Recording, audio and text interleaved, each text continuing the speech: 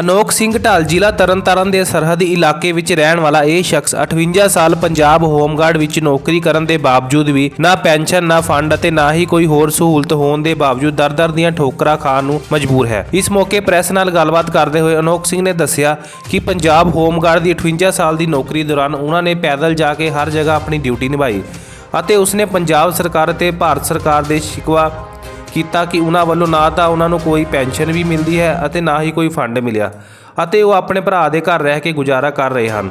ਉਸਨੇ ਮੰਗ ਕੀਤੀ ਹੈ ਕਿ ਉਸ ਦਾ ਬਣਦਾ ਫੰਡ ਮੁਹੱਈਆ ਕਰਵਾਇਆ ਜਾ ਸਕੇ, ਉਸ ਦੇ ਭਤੀਜੇ ਨੂੰ ਸਰਕਾਰੀ ਨੌਕਰੀ ਦਿੱਤੀ ਜਾਵੇ। ਉਸਨੇ ਇਹ ਵੀ ਦੱਸਿਆ ਕਿ ਉਸ ਦਾ ਆਪਣਾ ਵਿਆਹ ਨਹੀਂ ਹੋਇਆ ਅਤੇ ਉਹ ਆਪਣੇ ਭਰਾ ਦੇ ਘਰ ਰੋਟੀ ਪਾਣੀ ਖਾ ਕੇ ਗੁਜ਼ਾਰਾ ਕਰਦਾ ਹੈ ਅਤੇ ਜਦੋਂ ਕਦੀ ਉਸ ਨੂੰ ਦਵਾ ਦਾਰੂ ਦੀ ਲੋੜ ਪੈਂਦੀ ਹੈ ਤਾਂ ਉਸ ਨੂੰ ਪੈਸੇ ਟਕੇ ਵੱਲੋਂ ਬੜੀ ਮੁਸ਼ਕਿਲ ਆਉਂਦੀ ਹੈ। ਇਸ ਮੌਕੇ ਉਸ ਦੇ ਪਰਿਵਾਰ ਮੈਂਬਰ ਅਤੇ ਅਨੋਖ ਸਿੰਘ ਨੇ ਕੀ ਕਿਹਾ ਤੁਸੀਂ ਵੀ ਸੁਣੋ। ਸੋ ਸਾਡੇ ਨਾਲ ਪੰਜਾਬ ਹੋਮਗਾਰਡ ਦੇ ਨੌਜਵਾਨ ਉਸ ਟਾਈਮ ਸੀ ਤੇ ਹੁਣ ਬਜ਼ੁਰਗ ਹੋ ਚੁੱਕੇ ਆ ਅਨੋਖ ਸਿੰਘ ਜੀ ਮੌਜੂਦ ਆ, ਉਹਨਾਂ ਨਾਲ ਅਸੀਂ ਗੱਲਬਾਤ ਕਰਦੇ ਹਾਂ। ਸਤਿ ਸ੍ਰੀ ਅਕਾਲ ਜੀ। ਸਤਿ ਸ੍ਰੀ ਅਕਾਲ। ਤੁਹਾਡਾ ਨਾਮ ਕੀ ਹੈ ਜੀ? ਅਨੋਖ ਸਿੰਘ। ਕਿਹੜਾ ਪਿੰਡ ਆ? ਡਾਲਾ। ਪੰਜਾਬ ਹੋਮਗਾਰਡ ਦੇ ਵਿੱਚ ਤੁਸੀਂ ਕਿੰਨੇ ਸਾਲ ਨੌਕਰੀ ਕੀਤੀ? 58 ਸਾਲ ਤੱਕ ਤੁਰ ਕੇ। ਤੇ ਕਿਸ ਤਰ੍ਹਾਂ ਜਿਹੜੀ ਨੌਕਰੀ ਡਿਊਟੀ ਤੇ ਕਿਸ ਤਰ੍ਹਾਂ ਜਾਂਦੇ ਰਹੇ ਫਿਰ? ਤੁਰ ਕੇ ਆਉਣਾ ਤੇ ਤੁਰ ਕੇ ਜਾਣਾ। ਕੋਈ ਮੋਟਰਸਾਈਕਲ ਸਾਈਕਲ ਜਾਂ ਕੋਈ ਸਾਧਨ ਨਹੀਂ ਸੀ ਤੁਹਾਡੇ ਕੋਲ? ਮੈਂ ਪਹਿਲੇ ਦਿਨੋਂ ਨਹੀਂ ਫੜਿਆ, ਨਾ ਕੋਈ ਸਾਈਕਲ ਤੇ ਨਾ ਕੋਈ ਮੋਟਰਸਾਈਕਲ। ਵੇਖੋ ਜੀ ਕਿੱਡੀ ਵੱਡੀ ਗੱਲ ਆ, ਅੱਜ ਕੱਲ੍ਹ ਲੋਕ ਮੋਟਰਸਾਈਕਲ ਤੋਂ ਬਿਨਾਂ 1 ਕਿਲੋਮੀਟਰ ਵੀ ਨਹੀਂ ਜਾਂਦੇ ਤੇ ਇਹਨਾਂ ਨੇ ਜਿਹੜੀ ਆਪਣੀ 58 ਸਾਲ ਦੀ ਨੌਕਰੀ ਕੀਤੀ ਉਹ ਦੱਸ ਰਹੇ ਆ ਕਿ ਤੁਰ ਕੇ ਹੀ ਪੈਦਲ ਯਾਤਰਾ ਕਰਕੇ ਸਾਰੀ ਨੌਕਰੀ ਕੀਤੀ ਆ। ਇਸ ਤੋਂ ਇਲਾਵਾ ਕਿੰਨੀ ਤਨਖਾਹ ਮਿਲਦੀ ਰਹੀ ਸ਼ੁਰੂ ਤੋਂ? ਤੁਹਾਨੂੰ ਕਿੰਨੀ ਤੋਂ ਸਟਾਰਟਿੰਗ ਹੋਈ ਸੀ?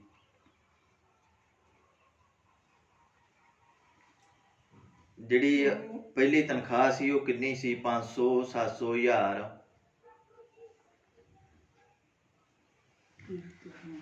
ਇਹਨਾਂ ਦਾ ਚੇਤਾ ਵੀ ਥੋੜਾ ਜਿਹਾ ਬਜ਼ੁਰਗਾਂ ਦਾ ਕਮਜ਼ੋਰ ਹੋ ਚੁੱਕਿਆ ਹੈ। ਸੋ ਪਰਿਵਾਰਕ ਮੈਂਬਰਾਂ ਦੱਸਿਆ ਕਿ 500 ਤੋਂ ਲੈ ਕੇ ਤੇ 12000 ਜਿਹੜੀ ਇਹਨਾਂ ਨੂੰ ਤਨਖਾਹ ਮਿਲਦੀ ਰਹੀ। ਇਸ ਤੋਂ ਇਲਾਵਾ ਕੋਈ ਫੰਡ ਵੀ ਤੁਹਾਡੇ ਕੱਟਦੇ ਸੀ? ਫੰਡ ਕੱਟੀ ਜਾਂਦੇ ਸੀ ਨਾਲੋਂ ਨਾਲ ਵੀ ਇਕੱਠਾ ਮਿਲੂ। ਉਹ ਮਿਲ ਗਿਆ? ਉਹ ਨਹੀਂ ਗਾ ਮਿਲਿਆ। ਤੇ ਕਿੱਥੇ ਮਾਈ ਪੱਛਮੀ ਬੰਗਾਲ ਮਹਾਰਾਸ਼ਟਰ ਜੋ ਆ ਸਾਰਾ ਇਲਾਕਾ ਸਾਰਾ ਘੁੰਮਿਆ ਤੁਰ ਕੇ ਗੱਡੀਆਂ ਤੇ ਜਾ ਕੇ। ਸਰਕਾਰੀ ਗੱਡੀਆਂ ਹੁੰਦੀਆਂ ਨੇ, ਰੇਲ ਗੱਡੀਆਂ, ਤੇ ਕੋਈ ਫੰਡ ਨਹੀਂ ਮਿਲਿਆ। ਹੁਣ ਫਿਰ ਤੁਸੀਂ ਕਿੱਥੇ ਰਹਿੰਦੇ ਹੋ? ਕਿਸ ਤਰ੍ਹਾਂ ਗੁਜ਼ਾਰਾ ਚੱਲਦਾ? ਹੁਣ ਭਰਾ ਦੇ ਘਰੇ ਰਹੀਦਾ, ਰੋਟੀ ਪਾਣੀ ਮਿਲ ਜਾਂਦਾ ਰਮਾਨ ਨਾਲ ਖਾ ਕੇ। ਕੋਈ ਸਰਕਾਰੀ ਪੈਨਸ਼ਨ ਮਿਲਦੀ ਹੁਣ ਇਸ ਟਾਈਮ? ਸਰਕਾਰੀ ਨਾ। ਤੇ ਪੈਨਸ਼ਨ ਤੁਹਾਨੂੰ ਮਿਲਣੀ ਨਹੀਂ ਚਾਹੀਦੀ ਪੈਨਸ਼ਨ? ਤੁਸੀਂ ਜਿਹੜੀ ਇੰਨੀ ਦੇਸ਼ ਦੀ ਸੇਵਾ ਕੀਤੀ 58 ਸਾਲ, ਤੁਹਾਨੂੰ ਲੱਗਦਾ ਨਹੀਂ ਕਿ ਤੁਹਾਨੂੰ ਇਸ ਟਾਈਮ ਜਿਹੜੀ ਪੈਨਸ਼ਨ ਦੀ ਜ਼ਰੂਰਤ ਸੀ? ਮੈਨੂੰ ਉਹ ਮਿਲਦੇ ਤਾਂ ਸਹੀ ਪੈਸੇ ਤੇ ਕਿਸੇ ਨਾ ਕਿਸੇ ਭੈਣ ਭਰਾ ਨੂੰ। ਅਸੀਂ ਉਹਨਾਂ ਨਾਲ ਗੱਲਬਾਤ ਕਰਦੇ ਹਾਂ ਕਿ ਹਾਂਜੀ ਸਤਿ ਸ੍ਰੀ ਅਕਾਲ ਜੀ। ਸਤਿ ਸ੍ਰੀ ਅਕਾਲ ਵੀਰੇ। ਅਨੋਖ ਸਿੰਘ ਨੂੰ ਕਿਸ ਤਰ੍ਹਾਂ ਜਾਣਦੇ ਤੇ ਕੀ ਲੱਗਦੇ ਤੁਹਾਡੇ? ਸਾਡੇ ਵੱਡੇ ਭਾਜੀ ਨੇ, ਮੇਰੇ ਪਤੀ ਦੇ ਵੱਡੇ ਭਰਾ ਨੇ। ਇਹਨਾਂ ਕੀ ਡਿਊਟੀ ਕੀਤੀ ਤੇ ਕਿੱਥੇ ਕੀਤੀ? ਇਹਨਾਂ ਦੀ ਡਿਊਟੀ ਹੀ ਹੋਮਗਾਰਡ 'ਚ। ਮੇਰੇ ਵਿਆਹ ਤੋਂ ਪਹਿਲਾਂ ਦੇ ਇਹ ਡਿਊਟੀ ਕਰਦੇ ਸੀ ਤੇ ਇਹ ਖਾਲੜੇ ਡਿਊਟੀ ਸੀ ਇਹਨਾਂ ਦੀ। ਮੁੜ ਕੇ ਫਿਰ ਆਪਣਾ ਇਹ ਬੜੇ ਥਾਂ ਇਹਨਾਂ ਨੇ ਵੋਟਾਂ ਪਾਉਣ ਵੀ ਜਾਂਦੇ ਰਹੇ, ਬਹੁਤ ਰੌਲੇ ਦੇ ਵਿੱਚ। ਆਤੰਕਵਾਦੀ ਦੇ ਸਮਾਂ ਸੀ ਉਦੋਂ ਵੀ ਯੂਪੀ 'ਚ ਮਹਾਰਾਸ਼ਟਰ 'ਚ ਬੜਾ ਦੂਰ ਦੂਰ ਤੱਕ ਬਿਹਾਰ ਤੇ ਬੰਗਾਲ ਤੇ ਵੋਟਾਂ ਪਵਾ ਕੇ ਆਉਂਦੇ ਰਹੇ ਭਾਜੀ ਹਰੀ। ਤੇ ਹੁਣ ਇਹਨਾਂ ਦਾ ਆਪਣਾ ਇਹ 8-10 ਸਾਲ ਹੋ ਗਿਆ ਹੁਣ ਰਿਟਾਇਰਮੈਂਟ ਨੂੰ। ਹੁਣ ਇਹਨਾਂ ਨੂੰ ਕਿਸੇ ਨੇ ਵੀ ਨਹੀਂ ਪੁੱਛਿਆ। ਆਂਦੇ ਹੀ ਮੇਰੇ ਫੰਡ ਵੀ ਜਮ੍ਹਾਂ ਕਰਦੇ ਆ, ਉਹ ਵੀ ਕਰਦੇ ਆ, ਆਹ ਵੀ ਕਰਦੇ ਆ। ਜਿੱਦਣ ਆਏ ਮੇਰੇ ਭਾਜੀ ਰਿਟਾਇਰ ਹੋ ਕੇ, ਉਹਨਾਂ ਨੇ ਇੱਕ ਕਾਗਜ਼ ਲੈ ਕੇ ਆਏ, ਆਹ ਸਰਟੀਫਿਕੇਟ ਉਹਨਾਂ ਨੇ ਦਿੱਤੇ ਆ ਕਿ ਹਾਂ ਮੈਂ ਇਹਨਾਂ ਨੂੰ ਸਰਟੀਫਿਕੇਟ ਮਿਲ ਗਿਆ ਹੈ। ਤੇ ਆਪਣਾ ਕੋਈ ਫੰਡ ਨਹੀਂ, ਕੋਈ ਗੱਲਬਾਤ ਨਹੀਂ। 10 ਸਾਲ ਹੋ ਗਏ, ਇਹਨਾਂ ਨੂੰ ਪੁੱਛਿਆ ਹੀ ਨਹੀਂ ਕਿ ਕਿੱਥੇ ਹੈਗਾ ਅਨੋਖ ਸਿੰਘ, ਕਿੱਥੇ ਨਹੀਂ। ਹੁਣ ਮੇਰੇ ਹਸਬੈਂਡ ਨੇ ਮਿਸਤਰੀ ਨੇ, ਮੇਰੇ ਹਸਬੈਂਡ ਮਿਸਤਰੀ ਨੇ, ਤਾਂ ਹੁਣ ਉਹ ਹੀ ਦੇਖਭਾਲ ਇਹਨਾਂ ਦੇ ਕਰਦੇ, ਦੁੱਖ ਨੂੰ ਤਕਲੀਫ ਨੂੰ। ਆਪ ਇਹਨਾਂ ਦੀ ਸ਼ਾਦੀ ਹੋਈ ਹੈ ਅਨੋਖ ਸਿੰਘ ਦੀ? ਬਿਲਕੁਲ ਨਹੀਂ ਹੋਏ ਇਹ ਵਿਚਾਰੇ ਉਦੋਂ ਦੇ ਹੀ। ਚਲੋ ਕੋਈ ਹੋਊਗਾ, ਇਸ ਗੱਲ ਦਾ ਤਾਂ ਮੈਨੂੰ ਪਤਾ ਨਹੀਂ ਕਿਉਂ ਵਿਆਹ ਨਹੀਂ ਹੋਇਆ। ਤੇ ਮੇਰੇ ਹਸਬੈਂਡ ਸਾਡੇ ਕੋਲ ਹੀ ਰਹਿੰਦੇ ਆ। ਕਿੰਨੀ ਕੁ ਜਿਹੜੀ ਇਹਨਾਂ ਨੂੰ ਪਹਿਲਾਂ ਸ਼ੁਰੂ ਤੋਂ ਇਹਨਾਂ ਦੀ ਜਿਹੜੀ ਤਨਖਾਹ ਕਿੰਨੀ ਸੀ ਤੇ ਐਂਡ ਤੱਕ ਜਿਹੜੀ ਆ ਇਹਨਾਂ ਨੂੰ ਕਿੰਨੀ ਤਨਖਾਹ ਮਿਲਦੀ ਰਹੀ? ਸ਼ੁਰੂਆਤ ਤੋਂ ਮੈਨੂੰ ਭਾਜੀ ਦੱਸਦੇ ਸੀ 500 ਰੁਪਏ ਹੀ। ਅਸੀਂ ਉਸ ਤਰ੍ਹਾਂ ਹਾਸੇ ਹਾਸੇ ਨਾਲ ਪੁੱਛਦੇ ਰਹੇ, ਭਾਜੀ ਕਿਸ ਤਰ੍ਹਾਂ ਕੀ ਗੱਲ ਆ? ਤੇ ਆਂਦਾ ਸੀ ਮੇਰੇ ਸ਼ੁਰੂ 'ਚ 500 ਰੁਪਏ ਸੀ, ਉਹ ਤੋਂ 5000 ਹੋ ਗਏ, ਜਿਵੇਂ 6-7 ਇੱਦਾਂ ਕਰਕੇ 12000 ਹੋਏ ਸੀ ਜਦੋਂ ਰਿਟਾਇਰਮੈਂਟ ਸੀ। ਆਂਦੇ ਸੀ 2000 ਮੇਰਾ ਫੰਡ ਕੱਟਦੇ ਆ, ਮੈਨੂੰ ਫੰਡ ਮਿਲ ਜਾਣਾ। ਬੜੇ ਹੋਰ 2-4 ਸਾਲ ਤੱਕ ਤੋਂ ਬੜੇ ਖੁਸ਼ ਰਹੇ ਆ ਕਿ ਮੈਨੂੰ ਮਿਲਣਾ। ਹੁਣ ਬਹੁਤ ਜ਼ਿਆਦਾ ਉਦਾਸ ਨੇ ਉਹ ਕਿ ਮੇਰੇ ਸਰਕਾਰ ਨੇ ਕੋਈ ਮੇਰੇ ਕੀ ਉਹਦਾ ਨਾਂ ਆਂਦੇ ਆ ਕਦਰ ਨਹੀਂ ਪਾਇਆ। ਇੰਨਾ ਮੈਂ ਇਹਨਾਂ ਨੂੰ ਕੋਈ ਫੰਡ ਜਾਂ ਇਹਨਾਂ ਨੂੰ ਕੋਈ ਪੈਨਸ਼ਨ ਮਿਲਦੀ ਸਰਕਾਰ ਵੱਲੋਂ? ਨਾ, ਬਿਲਕੁਲ ਕੁਛ ਨਹੀਂ ਮਿਲਦਾ। ਤੁਹਾਨੂੰ ਨਹੀਂ ਲੱਗਦਾ ਕਿ ਜਿਹੜੀ ਇੱਕ ਬੰਦੇ ਨੇ ਇੰਨੀ ਜ਼ਿਆਦਾ ਮਿਹਨਤ ਕੀਤੀ ਹੋਵੇ, ਸਰਕਾਰੀ ਨੌਕਰੀ, ਦੇਸ਼ ਦੀ ਸੇਵਾ ਕੀਤੀ ਹੋਵੇ, ਪੈਦਲ ਜਿਹੜੀ ਆਪਣੀ ਡਿਊਟੀ ਕੀਤੀ ਹੋਵੇ, ਤੇ ਉਹਨਾਂ ਨੂੰ ਜਿਹੜੀ ਆ ਪੈਨਸ਼ਨ ਜਾਂ ਤਨਖਾਹ ਮਿਲਣੀ ਚਾਹੀਦੀ ਆ? ਇਹ ਜ਼ਰੂਰ ਮਿਲਣੀ ਚਾਹੀਦੀ ਇਹਨਾਂ ਨੂੰ, ਇੰਨੀ ਮਿਹਨਤ ਹੋਵੇ। ਦੁਬਾਰਾ ਕਬਾਲ ਨਹੀਂ ਬੱਚੇ। ਹਾਂਜੀ, ਕੀ ਨਾਂ ਜੀ? ਮੇਰਾ ਨਾਮ ਪਰਮਜੀਤ ਸਿੰਘ, ਸਰਪੰਚ ਪਿੰਡ ਡੱਲ। ਤੇ ਅਨੋਖ ਸਿੰਘ ਨੂੰ ਕਿੱਦਾਂ ਜਾਣਦੇ? ਅਸੀਂ ਇਹਨੂੰ ਸ਼ੁਰੂ ਤੋਂ ਜਾਣਦੇ ਆ, ਬੜਾ ਇਹ ਵਧੀਆ ਬੰਦਾ ਹੈ। ਆਪਣੇ ਪੰਜਾਬ ਹੋਮਗਾਰਡ ਦੇ ਵਿੱਚ ਖਾੜੇ ਡਿਊਟੀ ਕਰਦਾ ਸੀ ਹੋਮਗਾਰਡ ਦੇ ਵਿੱਚ। ਜਦੋਂ ਤੋਂ ਇਹ ਰਿਟਾਇਰਮੈਂਟ ਹੋ ਗਿਆ, ਇਹਨੂੰ ਨਾ ਤਾਂ ਕਿਸੇ ਸਰਕਾਰ ਨੇ ਮਤਲਬ ਪੰਜਾਬ ਪੁਲਿਸ ਨੇ ਕੋਈ ਸਹੂਲਤ ਦਿੱਤੀ ਆ, ਨਾ ਸਰਕਾਰਾਂ ਨੇ ਕੋਈ ਸਹੂਲਤ ਦਿੱਤੀ, ਨਾ ਇਹਨੂੰ ਪੈਨਸ਼ਨ ਹੀ ਲੱਗੀ ਆ। ਅਸੀਂ ਤਾਂ ਸਰਕਾਰ ਅੱਗੇ ਇਹ ਅਪੀਲ ਕਰਦੇ ਹਾਂ, ਜਿਸ ਤਰ੍ਹਾਂ ਦਾ ਕੋਈ ਪਰਿਵਾਰਕ ਭਤੀਆ ਜਾਂ ਭਰਾ ਆ, ਇਹਦੀ ਥਾਂ 'ਤੇ ਉਹਨੂੰ ਹੋਮਗਾਰਡ ਦੇ ਵਿੱਚ ਜਾਂ ਪੰਜਾਬ ਪੁਲਿਸ ਦੇ ਵਿੱਚ ਨੌਕਰੀ ਦਿੱਤੀ ਜਾਵੇ, ਤਾਂ ਕਿ ਇਹਦਾ ਰੁਜ਼ਗਾਰ ਚੱਲਦਾ ਰਹੇ। ਨਾ ਤਾਂ ਇਹਦਾ ਵਿਆਹ ਹੋਇਆ ਹੈ, ਵਿਆਹ ਵੀ ਇਹਦਾ ਤਾਂ ਨਹੀਂ ਹੋਇਆ ਵੀ ਕੁਦਰਤੀ ਇਹ ਮਤਲਬ ਇਹਨੂੰ ਨਹੀਂ ਚੜਿਆ ਨੇਪਰੇ ਜਾਂ ਕਿਸ ਤਰ੍ਹਾਂ ਹੋ ਗਿਆ, ਸਾਕ ਵਿਆਹ ਵੀ ਨਹੀਂ ਹੋਇਆ ਦਾ। ਪਰ ਅਸੀਂ ਇਹ ਅਪੀਲ ਕਰਦੇ ਸਰਕਾਰਾਂ ਅੱਗੇ ਵੀ ਜਿਸ ਤਰ੍ਹਾਂ ਦਾ ਕੋਈ ਰਿਸ਼ਤੇਦਾਰ ਆ ਜਾਂ ਕੋਈ ਦਾ ਭਰਾ ਆ ਜਾਂ ਭਤੀਆ ਹੈ, ਇਹਦੀ ਥਾਂ 'ਤੇ ਉਹਨੂੰ ਹੋਮਗਾਰਡ ਦੇ ਵਿੱਚ ਲਿਆ ਜਾਵੇ ਜਾਂ ਪੰਜਾਬ ਪੁਲਿਸ ਦੇ ਵਿੱਚ ਲਿਆ ਜਾਵੇ, ਜਾਂ ਕਿ ਇਹਨਾਂ ਦਾ ਪਰਿਵਾਰਕ ਦਾ ਜਾਂ ਘੇਰਾ ਚੱਲ ਸਕੇ। ਜਿਹੜੇ ਭਰਾ ਸਾਹਮਣੇ ਨੇ। ਪੰਜਾਬ ਦੇ ਉਪ ਮੁੱਖ ਮੰਤਰੀ ਸੁਖਜਿੰਦਰ ਸਿੰਘ ਰੰਧਾਵਾ ਅੱਜ ਪਹਿਲੀ ਵਾਰ ਤਰਨਤਾਰਨ ਵਿੱਚ ਡਾਕਟਰ ਧਰਮਬੀਰ ਅਗਨੀਹੋਤਰੀ ਦੇ ਘਰ ਵਿਖੇ ਆਏ, ਜਿੱਥੇ ਇੱਕ ਮੀਟਿੰਗ ਰੱਖੀ ਸੀ, ਜਿਸ ਵਿੱਚ ਖੇਮਕਰਨ ਤੋਂ ਸੁਖਬਾਲ ਸਿੰਘ ਭੁੱਲਰ, ਪੱਟੀ ਤੋਂ ਹਰਮਿੰਦਰ ਸਿੰਘ ਗਿੱਲ, ਜੀਰਾ ਤੋਂ ਕੁਲਬੀਰ ਸਿੰਘ ਜੀਰਾ ਦੇ ਹਾਜ਼ਰੀ ਭਰੀ। ਜੀਰਾ ਨੇ ਕਿਹਾ ਕਿ ਮਾਝੇ ਵਾਲਿਓ ਇੰਨਾ ਜ਼ੋਰ ਨਾ ਦਿਓ ਕਿ ਅਕਾਲੀ ਦਲ ਬਾਦਲ ਦੇ ਉਮੀਦਵਾਰਾਂ ਦੇ ਪਜਾਮੇ ਗਿੱਲੇ ਹੋ ਜਾਣ। ਗਿੱਲ ਨੇ ਕਿਹਾ ਕਿ ਜੇਕਰ ਸਰਕਾਰੀ ਅਧਿਕਾਰੀ ਨੇ ਪੰਜਾਬ ਵਿੱਚ ਕੰਮ ਕਰਨਾ ਹੈ ਤਾਂ ਸਾਡੀ ਮਰਜ਼ੀ ਨਾਲ ਕਰਨਾ ਪਵੇਗਾ, ਕਿਉਂਕਿ ਉਹ ਅਧਿਕਾਰੀ ਲੋਕਾਂ ਨੂੰ ਤੰਗ ਕਰਦੇ ਹਨ। ਦੱਸੋ ਬਈ ਜਾਨ ਪਈ ਆ ਜਾਂ ਨਹੀਂ ਪਈ? ਬਸ ਜੀਰੇ ਵਾਲੇ ਚਾਹੀਆ ਤੜਕਾ ਵਧੀਆ ਲਗਾਉਂਦਾ। ਤੇ ਡਾਕਟਰ ਸਾਹਿਬ ਮੈਂ ਪਿੱਛੇ ਜੇ ਕਹਿ ਕੇ ਆਇਆ ਅਜਨਾਲਾ ਸਾਹਿਬ ਨੂੰ, ਅਜਨਾਲਾ ਸਾਹਿਬ ਦੇ ਸਰਪੰਚ ਕਹਿੰਦੇ ਜੀ 15 ਲੱਖ ਲਵਾਦਾ।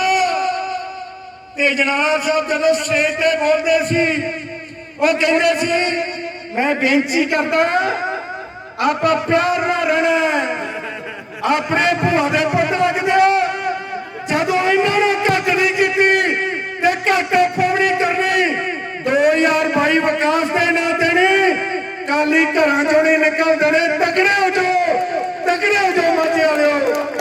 ਔਰ ਇਸ ਕਰਕੇ ਭਰਾਓ ਬਹੁਤ ਕੁਛ ਕਿਹਾ ਜਾ ਸਕਦਾ ਹੈ। ਮੇਰੀ ਇਹ ਗੱਲ ਸੁਣੋ, ਸਿਆਣੇ ਕਹਿੰਦੇ ਜਰਨੈਲ ਇੱਕ ਨਹੀਂ ਮਾਣ ਹੁੰਦਾ। ਉਹ ਰਾਹੁਲ ਗਾਂਧੀ ਜੀ ਦਾ, ਸੋਨੀਆ ਗਾਂਧੀ ਜੀ ਦਾ, ਪ੍ਰਿੰਕਾ ਗਾਂਧੀ ਜੀ ਦਾ ਧੰਨਵਾਦ ਕਰੋ। ਅੱਜ ਤਿੰਨ ਜਰਨੈਲ ਨੇ, ਔਰ ਤਿੰਨਾਂ ਜਰਨੈਲਾਂ ਦੇ ਵਿੱਚੋਂ ਜੇ ਹੁੰਦਾ ਮਹਿਕਮਾ ਮਿਲਿਆ ਤਾਂ ਉਹ ਜਿਹੜਾ ਮਾਝੇ ਵਾਲੇ ਤੁਹਾਨੂੰ ਮਿਲਿਆ। ਅੱਜ ਤੁਸੀਂ ਪੰਜਾਬ ਚਲਾਉਂਦੇ ਪਏ ਹੋ। ਔਰ ਜੇ ਤਰਨਤਾਰਨ ਵਾਲੇ ਹੋ ਕੇ ਭੁੱਲਰ ਸਾਹਿਬ ਢਿੱਲੀ ਜੀ ਗੱਲ ਕਰਕੇ ਕਹਿੰਦੇ ਤੁਸੀਂ ਮਾਝੇ ਵਾਲਿਆਂ ਨੂੰ ਤਕੜੇ ਕਰਿਓ। ਓਏ ਸਰਕਾਰ ਬ੍ਰਾਂਚ ਸਭ ਤੋਂ ਵੱਡਾ ਰੋਲ ਮਾਝੇ ਵਾਲਿਆਂ ਦਾ ਸਰਕਾਰ ਮਾਝੇ ਵਾਲਿਆਂ ਨੇ ਬਣਾਈ 2017 ਚ ਔਰ 22 ਚ ਵੀ ਬਣਾਉਂਗੀ। ਤੇ ਮੈਨੂੰ ਅੱਗੇ ਕਹਿੰਦੇ ਟਾਈਮ ਘੱਟ ਲਈ, ਮੈਂ ਟਾਈਮ ਤਾਂ ਘੱਟ ਲਵਾਂਗਾ, ਪਰ ਇਹ ਕਿ ਉਦੋਂ ਬਾਅਦ ਡਾਕਟਰ ਸਾਹਿਬ ਤੁਹਾਨੂੰ ਥੋੜਾ ਜਿਹਾ ਜੀਰੇ ਵਰਗਾ ਹੋਣਾ ਪੈਣਾ। ਜੀਰੇ ਵਰਗਾ ਆ ਗੱਲ ਸੁਣ ਲਓ।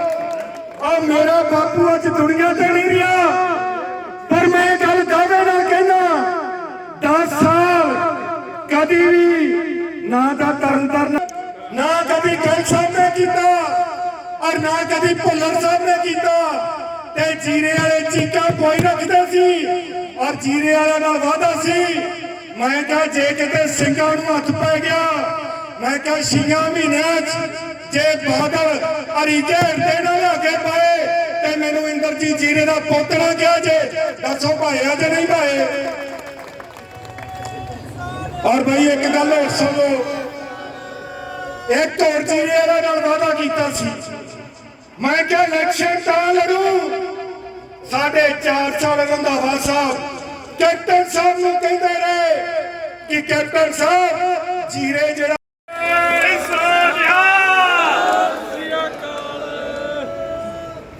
ਮੈਂ ਦੁਬਾਰਾ ਵੀ ਰਹਿ ਗਿਆ ਇਹਨਾਂ ਦਾ ਭੁੱਲਰ ਨੇ ਫਿਰ ਮੇਰੇ ਨਾਲ ਸੁਫਾਰ ਨੇ ਲੜ ਪੈਣਾ। ਐਸਐਸਪੀ ਸਾਹਿਬ ਕਿੱਥੇ ਹੋਣੇ ਆ? ਐਸਐਸਪੀ ਸਾਹਿਬ ਇਹਨਾਂ ਦੀ ਚੌਕੀ ਘੜਿਆਲਾ ਨੂੰ ਜਿਹੜਾ ਉਹ ਥਾਣੇ ਦਾ ਜਿਹੜਾ ਦਰਜਾ ਦੇ ਦਿਓ। ਇੱਥੇ ਤੇ ਚਲੋ ਇਹਨੇ ਜੇ ਛੋਟੀ ਚੀਜ਼ ਮੰਗੀ ਆ ਤੇ ਜਦੋਂ ਇਹਨੇ ਜੇਲ੍ਹ ਮੰਗ ਲੈਣੀ ਕਿ ਉੱਥੇ ਘੜਿਆਲੇ ਜੇਲ੍ਹ ਨਾ ਬਣਾ ਦੇ।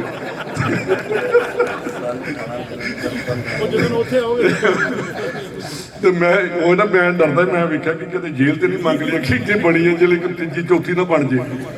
ਸੋ ਇਹਨਾਂ ਚੀਜ਼ਾਂ ਨੂੰ ਛੱਡੀਏ, ਆਪਾਂ ਹੁਣ ਮਾਝੇ ਵਾਲੇ ਨਾ ਥਾਣੇ ਠੂਣੇ ਵਾਲੇ ਨਿਕਲ ਕੇ ਹੁਣ ਕਾਲਜ ਮੰਗਿਆ ਕਰੋ ਕਿ ਇਹੋ ਜਿਹੀਆਂ ਚੀਜ਼ਾਂ ਮੰਗੀਆਂ, ਇਹੋ ਇਹਨਾਂ ਚੀਜ਼ਾਂ 'ਚ ਬਾਹਰ ਨਿਕਲੀਏ। ਔਰ ਤੁਹਾਡੇ ਥਾਣਾ ਹੀ ਨਹੀਂ ਇੱਥੇ ਤਰਨ ਬਿਲਡਿੰਗ ਨਹੀਂ ਹੈਗੀ ਇਹਨਾਂ ਦੀ। ਮੇਰੇ ਕੋਲ ਆ ਜਾਓ, ਤੁਹਾਡੇ ਇੱਥੇ ਬਿਲਡਿੰਗ ਜਿਹੜਾ ਇਸੇ ਮੇਰੇ ਕੋਲ ਪੈਸੇ ਆ ਗਏ ਨੇ, ਤੁਹਾਡੀ ਤਰਨ ਦੀ ਬਿਲਡਿੰਗ ਜਿਹੜੀ ਆ ਥਾਣੇ ਦੀ, ਉਹਦੇ ਮੈਂ ਤੁਹਾਡੀ ਮਨਜ਼ੂਰੀ ਦੇਣਾ। ਬਹੁਤ ਬਹੁਤ ਤੁਹਾਡਾ ਧੰਨਵਾਦ। ਕਿਹੜਾ ਕਰਵਾ ਦਿੰਦੇ, ਪਹਿਲਾਂ ਥਾਣਾ ਤੇ ਬਣ ਲੈਣ ਦੋ, ਫਿਰ ਇਹਨਾਂ ਸਾਡੀ ਤੇ ਬਹਿਣਾ ਕਰਵਾ ਦਿੰਦੇ। ਇਹਨਾਂ ਨੂੰ ਮਹੰਤਾਂ ਦੇ ਜਾਂ ਬਾਕੀ ਗੁਰਦੁਆਰਿਆਂ ਤੇ ਮਹੰਤਾਂ ਦੇ ਕਬਜ਼ਾ ਸੀਗਾ ਤੇ ਉਥੋਂ ਨੀਂਹ ਰੱਖੀ ਗਈ ਤੇ ਮਹੰਤਾਂ ਦੇ ਕਬਜ਼ੇ ਛੁਡਾਏ ਗਏ। ਤੇ ਅੱਜ ਵੀ ਮਾਡਰਨ ਮਹੰਤ ਜਿਹੜੇ ਨੇ ਉਹ ਗੁਰਦੁਆਰੇ 'ਚ ਬੈਠੇ ਨੇ। ਤੇ ਇਹ ਸਾਨੂੰ ਫੇਰ ਇੱਕ ਵਾਰ ਮੁਹਿੰਮ ਚਲਾਉਣੀ ਪੈਣੀ, ਗੁਰਦੁਆਰੇ ਆਜ਼ਾਦ ਕਰਾਉਣੇ ਪੈਣੇ ਇਹਨਾਂ ਦੇ ਕੋਲੋਂ, ਜੇ ਸਿੱਖੀ ਬਚਾਉਣੀ ਹੈ। ਜੇ ਸਿੱਖੀ ਬਚਾਉਣੀ ਆ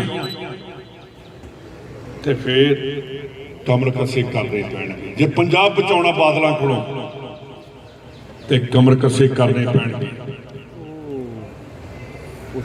ਸਾਡੀ ਪੰਜਾਬੀਆਂ ਨੂੰ ਇਹੋ ਜਿਹਾ ਕਰ ਦਿੱਤਾ ਕਿ ਪੰਜਾਬ ਦੀ ਜਵਾਨੀ ਇਹ ਖਾ ਗਏ ਸਾਰੇ।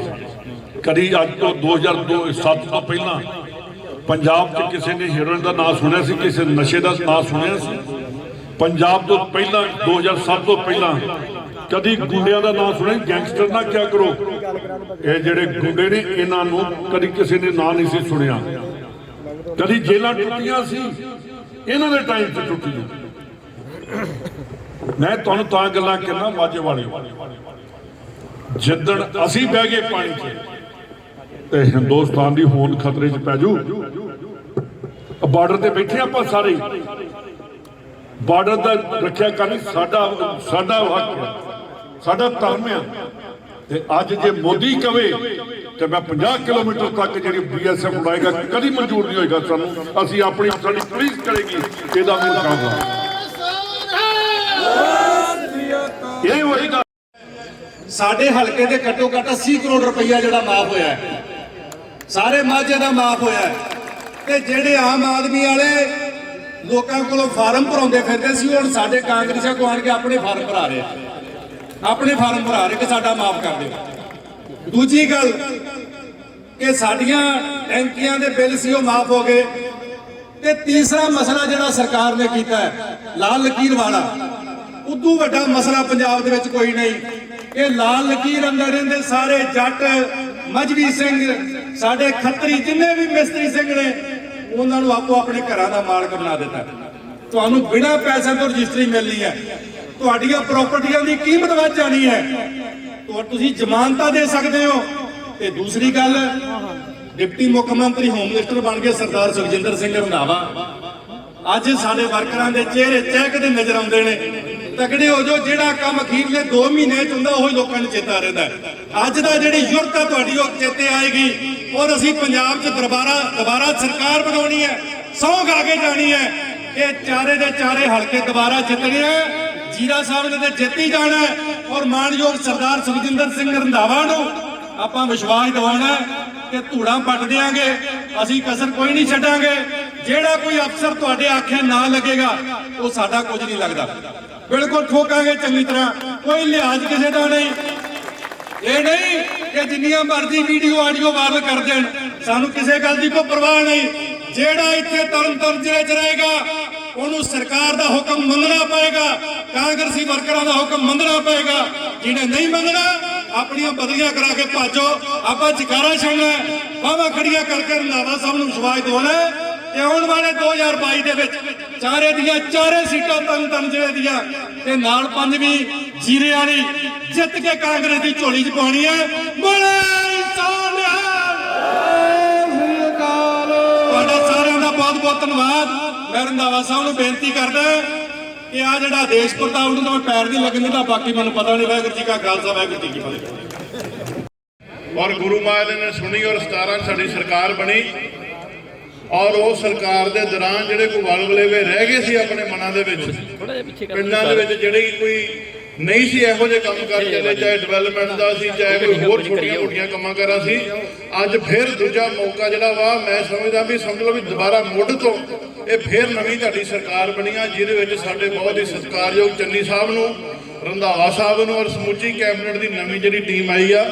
ਅੱਜ ਉਹ ਟੀਮ ਆਪਾਂ ਨੂੰ ਮਿਲੀ ਆ ਜਿਹਨੇ ਦਿਨ ਰਾਤ ਇੱਕ ਕਰਕੇ ਪੰਜਾਬ ਦੇ ਪਿੰਡਾਂ ਦੇ ਵਿੱਚੋਂ ਜਿਹੜੀ ਲੋਕਾਂ ਦੀ ਆਵਾਜ਼ ਸੀ ਹਾਈ ਕਮਾਂਡ ਨੂੰ ਬਰਕਰਾਰ ਕਰਦੇ ਆਏ। ਅੱਜ ਉਹ ਮੌਕਾ ਫਿਰ ਆਇਆ ਵੀ ਹਰ ਪਿੰਡ ਦੇ ਵਿੱਚ ਜਿਹੜੀ ਆ ਸੂਬੇ ਦੇ ਵਿੱਚ ਫਿਰ ਮਾਹੌਲ ਇਹੋ ਜਿਹਾ ਬਣਿਆ ਵੀ 22 ਦੇ ਵਿੱਚ ਜਿਹੜੀ ਆ ਉਹ ਤੁਹਾਡੀ ਫਿਰ ਕਾਂਗਰਸ ਦੀ ਸਰਕਾਰ ਬਣਨ ਜਾ ਰਹੀ ਹੈ।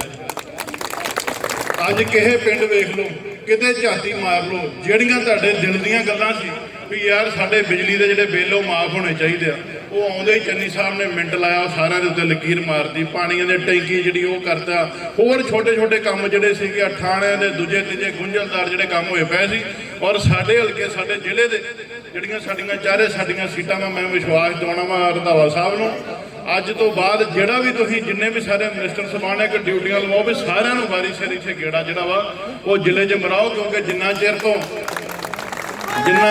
ਮੱਝ ਜਿੰਨਾ ਚਿਰ ਫਤਿਹ ਨਾ ਹੋਈ ਤੇ ਉਹਨਾਂ ਦੀ ਸਰਕਾਰ ਕਾਂਗਰਸ ਦੀ ਬਣਨ ਦੇ ਉੱਤੇ ਵੀ ਕੁਐਸਚਨ ਮਾਰਕ ਹੀ ਲੱਗਣਾ। ਇਹ ਸਹੀ ਤਾਂ ਹੀ ਹੋਣੀ ਆ ਕਿ ਜੇ ਮਾਝੇ ਦੇ ਵਿੱਚੋਂ ਜੇ ਫਤਿਹ ਆਪਣੀ ਹੋਈ। ਔਰ ਮਾਹੌਲ ਅੱਜ ਮਾਝੇ ਦੇ ਵਿੱਚ ਇਹੋ ਜਿਹਾ ਬਣਿਆ ਪਿਆ ਬਸ ਸਮੁੱਚੇ ਕਾਂਗਰਸ ਦੀਆਂ 4.5 ਸਾਲਾਂ ਦੀ ਮਿਹਨਤ ਦੀ ਬਦੌਲਤ ਇਹ ਸਿਰਾ ਕਿਸੇ ਹੋਰ ਨਹੀਂ ਵੱਜਦਾ। ਪਿੰਡਾਂ 'ਚ ਬੈਠੇ ਜਿਹੜੇ ਸਾਡੇ ਵਰਕਰ ਭਿੱਖੀਵਿੰਡ ਤੋਂ ਮੱਡੀ ਮੇਗਾ ਡਲੀਰੀ ਵਾਲੀ ਢਾਲ ਨੂੰ ਆ ਰਹੀ ਸੜਕ ਜੋ ਕਿ ਕਈ ਹਫ਼ਤਿਆਂ ਤੋਂ ਨਿਰਮਾਣ ਅਧੀਨ ਹੈ, ਪਰ ਇਸ ਦੀ ਕੋਈ ਵੀ ਪ੍ਰਸ਼ਾਸਨਿਕ ਅਧਿਕਾਰੀ ਸਾਰ ਨਹੀਂ ਲੈ ਰਿਹਾ। ਇਹਨਾਂ ਗੱਲਾਂ ਦਾ ਪ੍ਰਗਟਾਵਾ ਪ੍ਰੈਸ ਨਾਲ ਪਿੰਡ ਢਲੀਰੀ ਦੇ ਵਾਸੀਆਂ ਨੇ ਕੀਤਾ। ਉਹਨਾਂ ਕਿਹਾ ਕਿ ਕਾਫੀ ਟਾਈਮ ਤੋਂ ਇਹ ਸੜਕ ਨਿਰਮਾਣ ਅਧੀਨ ਹੈ, ਪਰ ਸੜਕ ਦੇ ਠੇਕੇਦਾਰਾਂ ਵੱਲੋਂ ਇਸ ਨੂੰ ਵਿਚਾਲੇ ਹੀ ਲਟਕਾ ਕੇ ਰੱਖਿਆ ਹੋਇਆ ਹੈ ਅਤੇ ਢਲੀਰੀ ਤੋਂ ਲੈ ਕੇ ਪਿੰਡ ਮੱਦੀ ਮੇਗਾ ਤੱਕ ਸੜਕ ਵਿੱਚ ਪਏ ਵੱਡੇ ਟੋਏ ਲੋਕਾਂ ਦੀ ਜਾਨ ਦਾ ਖਤਰਾ ਬਣੇ ਹੋਏ ਹਨ। ਉਹਨਾਂ ਇਹ ਵੀ ਦੋਸ਼ ਲਗਾਇਆ ਕਿ ਜੋ ਸੜਕ ਅੱਧ ਪਜੱਦੀ ਬਣੀ ਹੈ ਉਹ ਵੀ ਪੂਰੀ ਤਰ੍ਹਾਂ ਨਹੀਂ ਬਣੀ ਹੋਈ, ਕਿਤੋਂ ਉੱਚੀ ਅਤੇ ਕਿਤੋਂ ਨੀਵੀਂ ਬਣੀ ਹੋਈ ਹੈ। ਉਹਨਾਂ ਮੰਗ ਕੀਤੀ ਕਿ ਕੋਈ ਪ੍ਰਸ਼ਾਸਨਿਕ ਅਧਿਕਾਰੀ ਆ ਕੇ ਇਸ ਸੜਕ ਦੀ ਜਾਂਚ ਕਰਕੇ ਇਸ ਨੂੰ ਤੁਰੰਤ ਬਣਦਾ ਮਟੀਰੀਅਲ ਪਾ ਕੇ ਵਧੀਆ ਢੰਗ ਨਾਲ ਬਣਾਏ ਅਤੇ ਅਧੂਰੇ ਪਏ ਕੰਮ ਨੂੰ ਜਲਦੀ ਨਿਬੇੜਿਆ ਜਾ ਸਕੇ। ਇਸ ਮੌਕੇ ਜਦੋਂ ਐਸਡੀਓ ਦਿਆਲ ਸ਼ਰਮਾ ਨਾਲ ਗੱਲ ਕੀਤੀ ਤਾਂ ਉਹਨਾਂ ਕਿਹਾ ਕਿ ਸੜਕ ਦਾ ਨਿਰਮਾਣ 10 ਕੁ ਦਿਨ ਲਈ ਰੋਕਿਆ ਗਿਆ ਹੈ, ਇਸ ਨੂੰ ਜਲਦ ਹੀ ਚਾਲੂ ਕਰਵਾ ਦਿੱਤਾ ਜਾਵੇਗਾ। ਜਦੋਂ ਉਹਨਾਂ ਨੂੰ ਇਹ ਪੁੱਛਿਆ ਗਿਆ ਕਿ ਸੜਕ ਉੱਪਰ ਘੱਟ ਮਟੀਰੀਅਲ ਪਾਇਆ ਜਾ ਰਿਹਾ ਹੈ ਤਾਂ ਉਹਨਾਂ ਕਿਹਾ ਕਿ ਇਹ ਬਿਲਕੁਲ ਠੀਕ ਹੀ ਪਾਇਆ ਜਾ ਰਿਹਾ ਹੈ। ਕੀ ਨਾ ਵੀਰ ਜੀ ਸਿਕੰਦਰ ਸਿੰਘ। ਤੇ ਕੀ ਮੁਸ਼ਕਲ ਆ? ਮੁਸ਼ਕਲ ਸੜਕ ਦੀ ਹੈ, ਇਹਨੂੰ ਜੀ ਇੰਨਾ ਨੁਕਸਾਨ ਹੋਣ ਡਿਆ, ਕੋਈ ਕਿਤੇ ਟਰਾਲੀ ਵੱਜ ਜਾਂਦੀ, ਕੋਈ ਕਿਤੇ ਵੱਜ ਜਾਂਦੀ ਹੈ ਤੇ ਵਿੱਚੇ ਛੱਡ ਕੇ ਭੱਜ ਗਏ ਆ। ਕਿਹੜੀ ਸੜਕ ਆ ਇਹ ਡਲ ਤੋਂ ਜਾਂਦੀ ਜੀ, ਡਲ ਤੋਂ ਭਿੱਖੀਵਿੰਡ। ਕਿੰਨੇ ਦਿਨ ਹੋ ਗਏ ਇਹਨੂੰ ਵੱਜਣ ਦਈ ਨੂੰ? ਤੇ 2 ਮਹੀਨੇ ਹੋ ਗਏ ਛੱਡ ਕੇ ਭੱਜ ਗਿਆ ਉਹਨਾਂ ਨੂੰ। ਵਿੱਚੇ ਉਹਨਾਂ ਦੇ ਆ ਸੰਦ ਕੋ ਖਲੋਤੇ ਇੱਥੇ, ਬਾਕੀ ਲੈ ਕੇ ਭੱਜ ਗਏ। ਸੰਦ ਚੁੱਕਣ ਆਏ ਸੀ ਤੇ ਪਿੰਡ ਵਾਲਿਆਂ ਨੇ ਕੱਟ ਕਰਕੇ ਫਿਰ ਸੰਦ ਨਹੀਂ ਜਾਣ ਦਿੱਤੇ ਤੇ ਹਜੇ ਤੱਕ ਵਾਪਸ ਕੋਈ ਨਹੀਂ ਆਇਆ। ਕੀ ਮੰਗ ਕਰਦੇ? ਅਸੀਂ ਪ੍ਰਸ਼ਾਸਨ ਤੋਂ ਇਹੋ ਮੰਗ ਕਰਦੇ ਹਾਂ ਕਿ ਇੱਕ ਤਾਂ ਮਟੀਰੀਅਲ ਜਿਹੜਾ ਜੋ ਬਣਦਾ ਵਾ ਜਿੰਨੀ ਮਾਤਰਾ ਦੇ ਵਿੱਚ ਉਹ ਪ੍ਰੋਪਰ ਕੀਤਾ ਜਾਵੇ ਤੇ ਇਹਨੂੰ ਰਿਪੇਅਰ ਕੀਤਾ ਜਾਵੇ। ਮਟੀਰੀਅਲ ਦਾ ਮਤਲਬ ਕੀ ਘੱਟ ਪਾਇਆ ਕਿ ਜਾਂ ਉੱਚੀ ਨੀਵੀਂ ਆ? ਉਹ ਤੇ ਆਮ ਲੋਕਾਂ ਨੂੰ ਸਾਰਿਆਂ ਨੂੰ ਦਿਸਣੇ ਡਿਆ ਵੀ ਆ ਵੇਖ ਲਓ, ਜੇ ਤਾਂ ਲੁੱਕ ਪੂਰੀ ਆ ਤੇ ਉਹ ਦੱਸ ਦੇਵੇ ਪ੍ਰਸ਼ਾਸਨ। ਤੇ ਬੰਦ ਤੋਂ ਪਹਿਲਾਂ ਹੀ ਉਖੜਨ ਡਿਆ ਵੀ ਇਹ ਸੜਕ। ਮੈਂ ਚਾਹੁੰਦਾ ਸਾਰੇ ਕਾਂਗਰਸੀ ਫਗਵਾੜੇ ਬਜਰੀ ਦੇ ਜ਼ੋਰ ਨਾਲ, ਔਰ ਮੈਂ ਤੁਹਾਨੂੰ ਭਰੋਸਾ ਦੇ ਕੇ ਜਾਣਾ ਕਾਂਗਰਸੀਆਂ ਦੀ ਮਾਂ ਵੀ ਕਬਰਾਂ ਚੋਂ ਨਿਕਲ ਕੇ ਆ ਜਾਏ ਤੇ ਨਾ ਫਗਵਾੜਾ ਹਰਾ ਸਕਦੀ ਆ, ਨਾ ਸੁਲਤਾਨਪੁਰ ਲੋਧੀ, ਨਾ ਪਲਾਥੇ, ਨਾ ਕਪੂਰਥਲਾ। ਤਕੜੇ ਹੋਣਾ ਤੁਸੀਂ। ਇਹਨਾਂ ਸ਼ਬਦਾਂ ਨਾਲ ਤੁਹਾਡਾ ਸਾਰਿਆਂ ਦਾ ਸ਼ੁਕਰੀਆ। ਮੈਂ ਚਾਹੁੰਦਾ ਸਾਰੇ ਕਾਂਗਰਸੀ ਫਗਵਾੜੇ ਬਜਰੀ ਦੇ ਜ਼ੋਰ ਨਾਲ, ਔਰ ਮੈਂ ਤੁਹਾਨੂੰ ਭਰੋਸਾ ਦੇ ਕੇ ਜਾਣਾ ਕਾਂਗਰਸੀਆਂ ਦੀ ਮਾਂ ਵੀ ਕਬਰਾਂ ਚੋਂ ਨਿਕਲ ਕੇ ਆ ਜਾਏ ਤੇ ਨਾ ਫਗਵਾੜਾ ਹਰਾ ਸਕਦੀ ਆ, ਨਾ ਸਤਾਨਪੁਰ ਲੋਧੀ, ਨਾ ਪਲਾਥੇ, ਨਾ ਕਪੂਰਥਲਾ। ਤਕੜੇ ਹੋਣਾ ਤੁਸੀਂ। ਇਹਨਾਂ ਸ਼ਬਦਾਂ ਨਾਲ ਤੁਹਾਡਾ ਸਾਰਿਆਂ ਦਾ ਸ਼ੁਕਰੀਆ।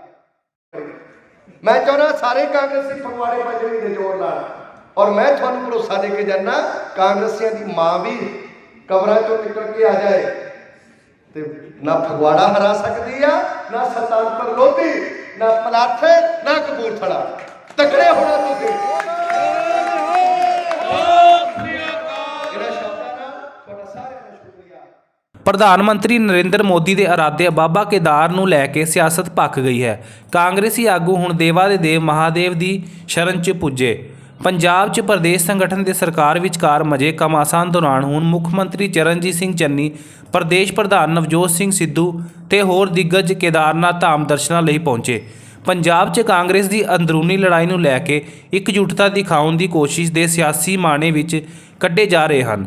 ਪ੍ਰਧਾਨ ਮੰਤਰੀ ਮੋਦੀ ਦੇ ਦੌਰੇ ਤੋਂ ਪਹਿਲਾਂ ਇਹਨਾਂ ਆਗੂਆਂ ਦੇ ਕੇਦਾਰਨਾਥ ਦਰਸ਼ਨਾਂ ਨੂੰ ਕੌਮੀ ਪੱਧਰ ਤੇ ਕਾਂਗਰਸ ਦੀ ਸਿਆਸਤ ਨਾਲ ਜੋੜ ਕੇ ਦੇਖਿਆ ਜਾ ਰਿਹਾ ਹੈ। ਪੰਜਾਬ ਦੇ ਆਗੂਆਂ ਦੇ ਕੇਦਾਰ ਦੌਰੇ ਦੀ ਰਣਨੀਤੀ ਪਿੱਛੇ ਸਾਬਕਾ ਇੰਚਾਰਜ ਹਰੀਸ਼ ਰਾਵਤ ਦੀ ਰਣਨੀਤੀ ਮੰਨੀ ਜਾ ਰਹੀ ਹੈ। ਕਾਂਗਰਸ ਦੀ ਇਸ ਯਾਤਰਾ ਜ਼ਰੀਏ ਇੱਕ ਤੀਰ ਨਾਲ ਕਈ ਨਿਸ਼ਾਨੇ ਸਾਧਨ ਦੀ ਮਨਸ਼ਾ ਹੈ। ਪੰਜਾਬ 'ਚ ਕਾਂਗਰਸ ਦੇ ਅੰਦਰ ਅਸੰਤੋਸ਼ ਖਤਮ ਕਰਕੇ ਇਕਜੁੱਟ ਹੋ ਕੇ ਰਾਸ਼ਟਰੀ ਪੱਧਰ ਤੇ ਸੰਦੇਸ਼ ਦਾ ਦਿੱਤਾ ਜਾ ਰਿਹਾ ਹੈ। ਨਾਲ ਹੀ ਮੋਦੀ ਨੂੰ ਦੌਰੇ ਤੋਂ ਪਹਿਲਾਂ ਵਿਧਾਨ ਸਭਾ ਚੋਣਾਂ ਤੋਂ ਪਹਿਲਾਂ ਦੋਵਾਂ ਹੀ ਸੂਬਿਆਂ ਪੰਜਾਬ ਅਤੇ ਉੱਤਰਾਖੰਡ ਦੇ ਵੋਟਰਾਂ ਨੂੰ ਵੀ ਸੰਦੇਸ਼ ਦੇਣ ਦੀ ਕੋਸ਼ਿਸ਼ ਕੀਤੀ ਜਾ ਰਹੀ है। आप सभी का आम आदमी पार्टी की प्रेस कॉन्फ्रेंस में बहुत बहुत स्वागत। अभी कुछ ही मिनट पहले पंजाब के मुख्यमंत्री चरणजीत चन्नी साहब ने एक प्रेस कॉन्फ्रेंस कर कुछ अनाउंसमेंट्स करी हैं।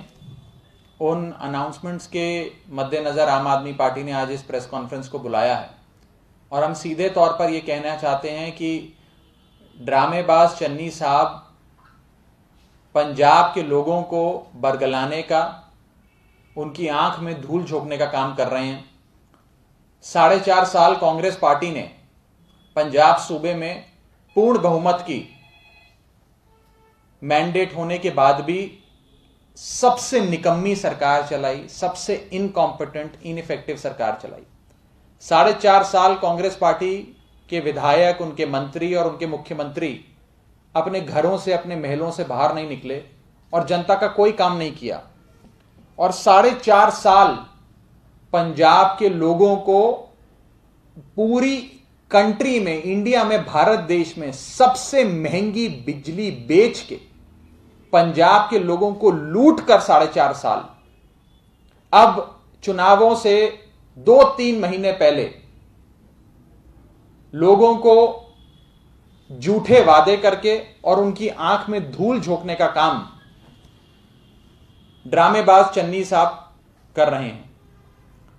चन्नी साहब ये बात भली भांति जानते हैं और कांग्रेस पार्टी के इंटरनल सर्वेस भी ये दिखा रहे हैं कि आम आदमी पार्टी बहुत तेज रफ्तार से पंजाब में आगे बढ़ रही है और हर जुबान पे बस एक ही नाम है कि अरविंद केजरीवाल की सरकार इस बार 2022 के इलेक्शन में बनानी है। आम आदमी पार्टी का बिजली का वादा, केजरीवाल की फ्री बिजली गारंटी देख, जिसमें लगभग 30 लाख परिवार पंजाब के हमसे जुड़ गए, बिजली गारंटी देख सरदार चरणजीत सिंह चन्नी साहब, जिन्हें मैं ड्रामेबाज चीफ मिनिस्टर कहता हूं, वो घबरा गए, डर गए और उनको लगा कि बिजली के मुद्दे पे अब कुछ झूठी अनाउंसमेंट्स और वादे किए जाएं और लोगों को झूठ बोला जाए। मैं 2 चीजें साफ तौर पे उनकी अनाउंसमेंट्स के मद्देनजर आपके सामने रखना चाहता हूं। पहली चीज, कांग्रेस पार्टी इस समय देश में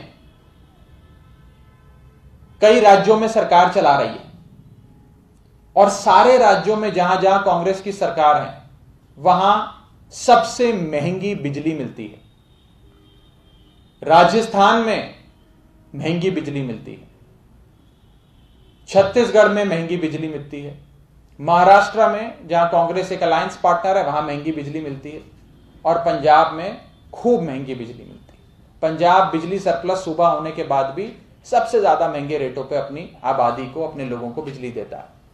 तो अगर कांग्रेस के विजन में, कांग्रेस पार्टी के विजन में यह होता कि हमें बिजली सस्ती करनी है, तो कांग्रेस पार्टी सारे राज्यों में करती। जिन राज्यों में इलेक्शंस नहीं आ रहे हैं उन राज्यों में भी बिजली सस्ती करती। लेकिन कांग्रेस पार्टी ने राजस्थान, छत्तीसगढ़, महाराष्ट्र, जहां पर चुनाव नहीं है, वहां पर बिजली की दरों को कम नहीं किया।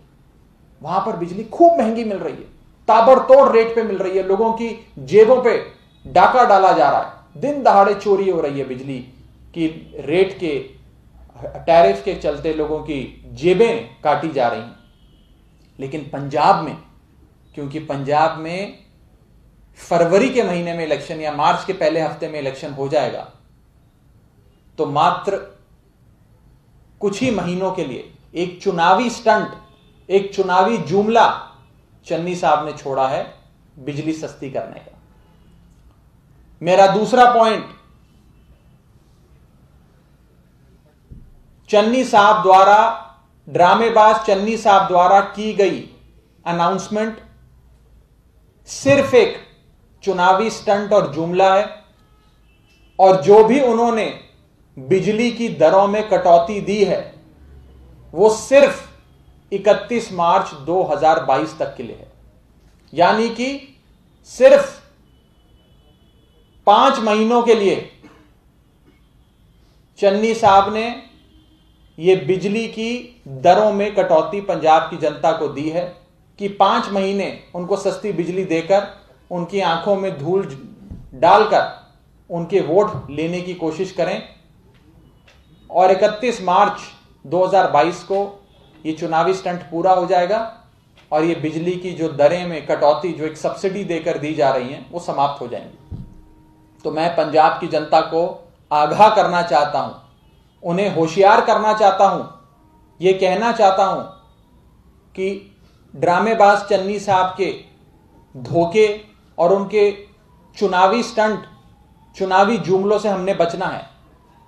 ये 31 मार्च 2022 तक सिर्फ चन्नी साहब 5 महीने के लिए सिर्फ बिजली की दरों में कटौती कर रहे हैं, क्योंकि वो आपका वोट खरीदना चाहते हैं।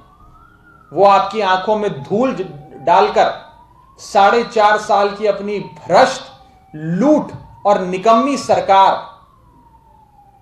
का जो दाग है वो मिटाने की कोशिश करना चाहते हैं, और 5 महीने के लिए सिर्फ आपको सस्ती बिजली देकर आपका वोट खरीदना चाहते हैं। अगर कांग्रेस पार्टी के विजन में, उनके ऑब्जेक्टिव में, उनके मकसद में बिजली सस्ता करना होता, तो राजस्थान जहां सबसे महंगी बिजली मिलती है वहां पर भी बिजली सस्ती करते, क्योंकि वहां इलेक्शंस नहीं आ रहे तो वहां बिजली सस्ती नहीं करी गई। अगर कांग्रेस के विजन में होता तो छत्तीसगढ़ में जहां कांग्रेस की सरकार है वहां बिजली सस्ती करते, जहां सबसे महंगी बिजली मिलती। पर क्योंकि छत्तीसगढ़ में चुनाव नहीं आ रहे तो वहां बिजली सस्ती नहीं करी गई। महाराष्ट्र, जहां भी कांग्रेस की सरकार है, बहुत महंगी बिजली मिलती है महाराष्ट्र में, वहां पर बिजली की दरें सस्ती नहीं करी जा रही, क्योंकि वहां पर चुनाव नहीं आ रहे, वहां पर इलेक्शन नहीं है।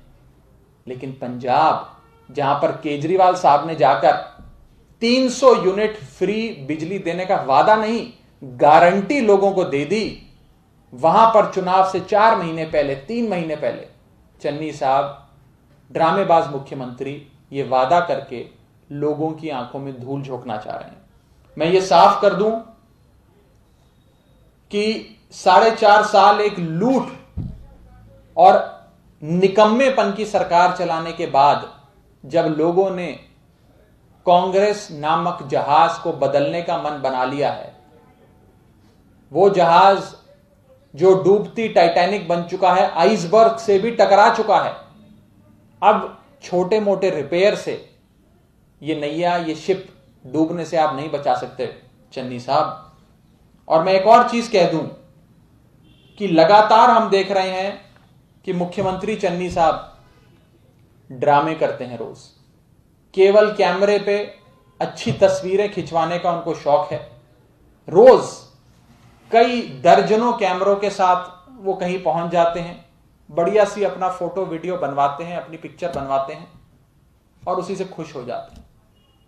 ये चीज़ें कर कर चुनाव नहीं लड़े जाते, ये चीज़ें कर कर चुनाव नहीं जीते जाते। ड्रामेबाज चन्नी साहब, लोगों के लिए काम करना पड़ता है, लोगों की ज़िंदगी आसान करनी पड़ती है। आपने देखा कि आज से कुछ दिन पहले चन्नी साहब कहीं भांगड़ा डाल रहे थे, किसी दिन गोलकीपर की पोशाक पहन के हॉकी के मैदान में उतर जाते हैं, कहीं चलती गाड़ी रोककर दो आदमियों से मिलकर फोटो खिंचवाते हैं, उनको सगन पकड़ा देते हैं शादी ब्याह का। रोजाना हम देखते हैं कि इस प्रकार के ड्रामे चन्नी साहब कर रहे हैं। मैं चन्नी साहब को कहना चाहता हूं, चन्नी साहब, आप जिस सूबे के मुख्यमंत्री बने हैं उस सूबे में 3 लाख करोड़ का कर्जा है। उस सूबे पे 3 लाख करोड़ का सूबे की सरकार पे कर्जा।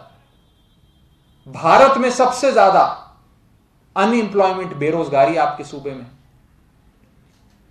हमारे पंजाब सूबे के किसान पिछले 1 साल से सड़कों पे संघर्ष कर रहे हैं। हमारे सूबे पंजाब की कई जनरेशन्स नशे ने बर्बाद कर दी। उस सूबे के मुख्यमंत्री को रोजाना भंगड़े डालना, फोटो खिंचवाना, फुटबॉल खेलना, गोलकीपर की पोशाक पहनकर अपनी फोटो खिंचवाना शोभा नहीं देता। ये ड्रामेबाजी करना बंद कीजिए। हमने बहुत देख लिया आप लोगों की, कांग्रेस पार्टी की ड्रामेबाजी पंजाब में। पंजाब के लोगों को काम चाहिए चन्नी साहब। इन ड्रामेबाजियों से आप लोगों का दिल नहीं जीत सकते। और लोगों की आंखों में धूल झोंक कर आपको लगता है कि 3 रुपए यूनिट बिजली सस्ती कर 5 महीने के लिए लोगों को ये रियायत देकर आप लोगों का वोट खरीद सकते हैं, लोगों को बेवकूफ बना सकते हैं। सब जानते हैं कि 31 मार्च 2022 को आपकी ये बिजली दर की कटौती खत्म हो जाएगी। और मैं आज अंत में बस इतना कहना चाहता हूं, मैं कांग्रेस पार्टी को चुनौती देता हूं, चैलेंज करता हूं कि पूरे हिंदुस्तान में जहां जहां आपकी सरकार चल रही है वहां वहां पर बिजली सस्ती करो। अगर ये चुनावी स्टंट नहीं है, अगर ये इलेक्शन का जुमला नहीं है, तो कांग्रेस पार्टी हर उस स्टेट में जहां पर उनकी सरकार है, चाहे राजस्थान हो, छत्तीसगढ़ हो, महाराष्ट्र हो, जहां जहां कांग्रेस की सरकार है, हर सरकार में कांग्रेस पार्टी हर उस सूबे में बिजली की दरें सस्ती करे या बिजली फ्री करे। अगर चुनाव आपका मकसद नहीं है, अगर लोगों का वोट खरीदना आपका मकसद नहीं है, लोगों को बेवकूफ बनाना चुनाव से पहले आपका मकसद नहीं है। हमने देखा था पंजाब में पिछले चुनाव में कांग्रेस पार्टी ने कैसे वोट लिए थे। पिछले चुनाव में आपके मुख्यमंत्री पद के उम्मीदवार कैप्टन साहब ने जॉब कार्ड बांटे पंजाब के लोगों को और कहा घर घर नौकरी मैं दूंगा। कैप्टन ने सौं चुकी, घर घर नौकरी पक्की। कसम खाते हैं कैप्टन साहब की हर आदमी को नौकरी देंगे, एक भी नौकरी नहीं मिली। जिस आदमी के साथ फोटो खिंचवाई उस कैंपेन में, उस आदमी तक को नौकरी नहीं मिली, वो भी बेरोजगारी का शिकार है। ये बिजली का वादा ड्रामेबाज चन्नी साहब का कैप्टन साहब के नौकरी के वादे के जैसा है, रोजगार के वादे के जैसा है, इसमें कोई अंतर नहीं। बस इतना है कि चन्नी साहब का ये वादा 3-4 महीने तक आपको नजर आएगा और फिर 3-4 महीने के बाद ये हवा में उड़ जाएगा। मैं पंजाब के लोगों को आगाह करना चाहता हूं, उन्हें हाथ जोड़कर विनती करना चाहता हूं कि हम इस 5 महीने के फ्रॉड में नहीं फंसेंगे। 5 महीने की बिजली की कटौती जो 31 मार्च 2022 को समाप्त हो जाएगी, जो सिर्फ हमारा वोट खरीदने के लिए है, जो सिर्फ 4.5 साल की लूट और निकम्मेपन के दाग को मिटाने के लिए, हम उसमें नहीं फंसेंगे। और एक चीज आखिर में, अरविंद केजरीवाल जी की पहली गारंटी पंजाब के लोगों को थी कि केजरीवाल सरकार पंजाब में 24 घंटे 7 दिन बिजली देगी, 24/7 बिजली देगी, फ्री बिजली देगी 300 यूनिट तक, अनइंटरप्टेड सप्लाई बिजली का आएगा। और यह सिर्फ एक आदमी पूरे हिंदुस्तान में करना जानता है, उस आदमी का नाम है अरविंद केजरीवाल। दिल्ली में हमने करके दिखाया। आज पंजाब में 10 से 15 घंटे के कट, पावर कट हर जगह लगते हैं, दिल्ली में भी लगा करते थे। लेकिन दिल्ली में जब से अरविंद केजरीवाल जी की सरकार बनी, केजरीवाल साहब ने पूरी बिजली के विभाग को अपने हाथ में लिया और आज दिल्ली में 24 घंटे 7 दिन बिजली आती है। कोई इन्वर्टर जनरेटर नहीं खरीदता आप दिल्ली में, बिजली सारा समय आती है और बिजली मुफ्त मिलती है दिल्ली वालों को।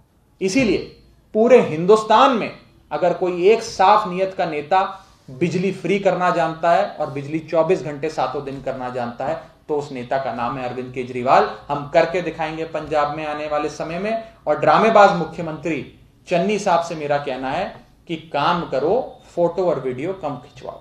बहुत बहुत शुक्रिया। इस संदर्भ में किसी का कोई सवाल हो तो आप पूछ। गांधी ने भी ट्वीट किया था कि पंजाब के जितने भी किसान थे उनका जो ऋण है वो माफ कर दिया गया।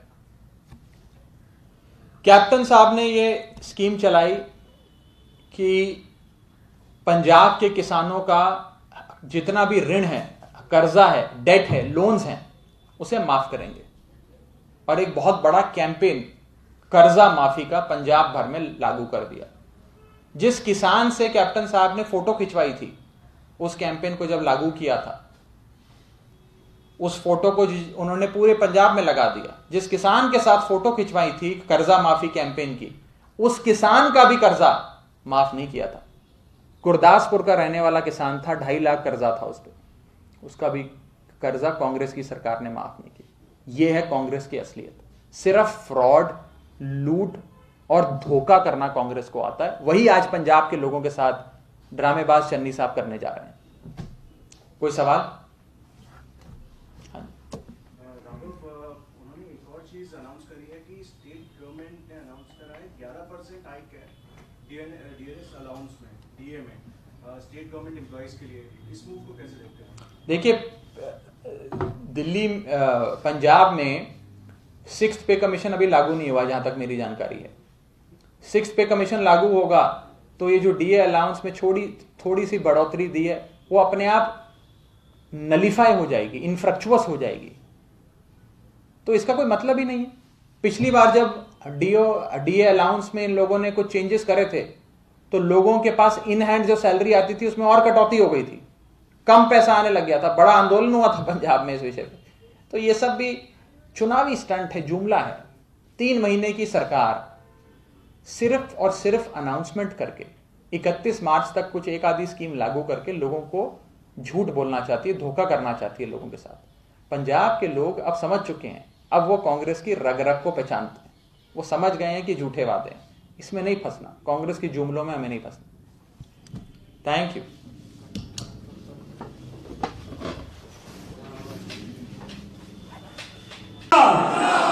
किसान मजदूर एकता। आओ जी।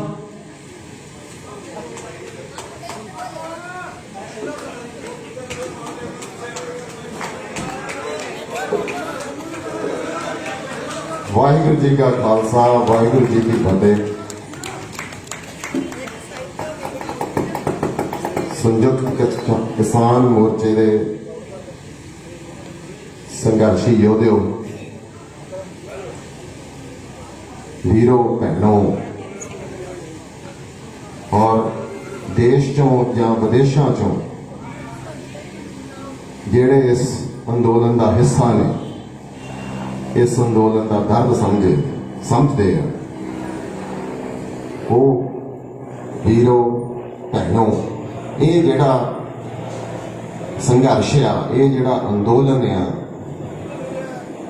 इस वेले अपने शिखर ते चल रहा, पूरे शिखर ते। और सारी दुनिया दे विच असीं देखिया कि सारी दुनिया दे विच जिहदा इस धरती दे नाल कोई रिश्ता है, उहदे चाचे आ जां ताए आ जां माँ प्यो आ जां दादी दादा आ, चाहे वो पंजाब नहीं आए, उन्हां दे विच तुसीं किणक जगा दित्ती। वो सारा तुहाडे करके होया, नहीं तो ये नहीं होना सी। वो चिणक, क्योंकि साडे बुजुर्गां ने साडी झोली दे विच किसानियत दे नाल इंसानियत भी पाई है। असीं वो दोनों चीज़ां हैंड इन हैंड लैके चल रहे हैं। जो किसानी है, ये साडा किता नहीं, साडी विरासत आ, साडा विरसा आ, साडे जीवन का ढंग आ, है साडे जीवन का तरीका है।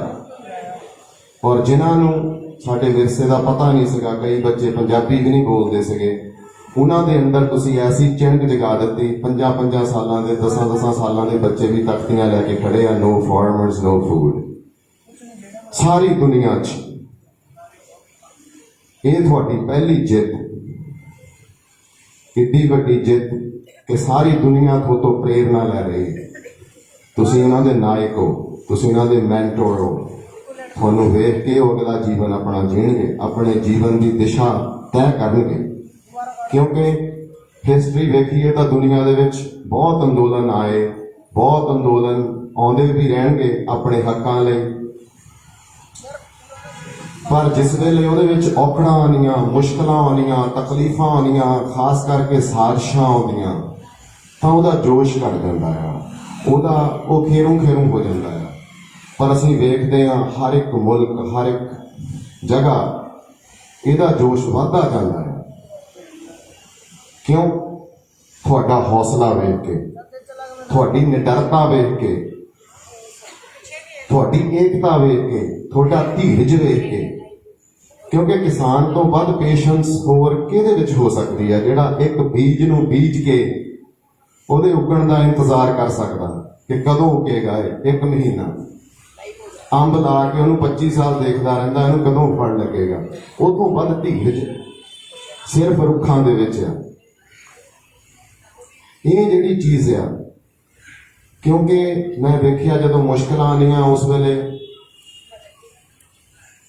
ਜਿਹੜਾ ਸੰਘਰਸ਼ ਚੱਲ ਰਿਹਾ ਹੁੰਦਾ ਉਹ ਖੇਰੂ ਲੱਗ ਪੈਂਦਾ ਹੈ ਹੁਣ। ਪਰ ਇੱਥੇ ਅਸੀਂ ਵੇਖਦੇ ਹਾਂ ਕਿ ਹਨੇਰੀਆਂ ਵੀ ਆਈਆਂ, ਤੂਫਾਨ ਵੀ ਆਏ ਆ, ਗੋਲੀਆਂ ਵੀ ਆਈਆਂ, ਹਾਂਜੀ, ਡਾਂਗਾਂ ਵੀ ਆਈਆਂ, ਹਰ ਇੱਕ ਚੀਜ਼ ਆਈ ਆ। ਕਈ ਯੋਧੇ ਆਪਣੀ ਜਾਨ ਦਾ ਵੀ ਬਲੀਦਾਨ ਦੇ ਗਏ, ਜਿਨ੍ਹਾਂ ਦੀ ਯਾਦ ਸਾਡੇ ਖੂਨ ਦੇ ਵਿੱਚ ਹਮੇਸ਼ਾ ਰਕਸ ਕਰਦੀ ਰਹੂਗੀ, ਸਾਨੂੰ ਪ੍ਰੇਰਨਾ ਦਿੰਦੀ ਰਹੂਗੀ। ਅੱਗਾਂ ਵੀ ਲੱਗੀਆਂ ਜਿਨ੍ਹਾਂ ਦਾ ਸੇਕ ਦੁਨੀਆ ਦੇ ਕੋਨੇ-ਕੋਨੇ ਤੱਕ ਪਹੁੰਚਾ, ਤਾਂ ਹੀ ਉਹ ਸੁਝਾਏ ਹੋਏਗਾ। ਇਹ ਛੋਟੇ ਕਰਕੇ ਹੋਏਗਾ।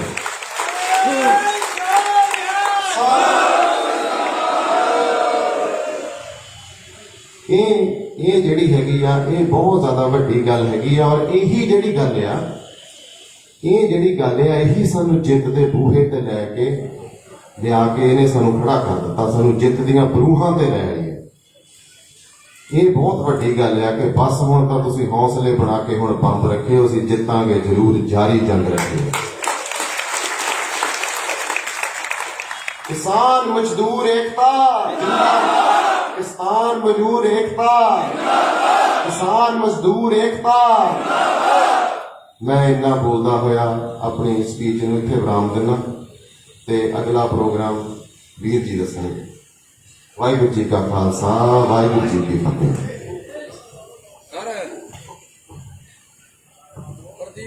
बहुत बहुत धन्यवाद कमलवीर दा। किसान वीरों, हौसले पंप ने, पंप बना के रखियो, जरूर जितांगे।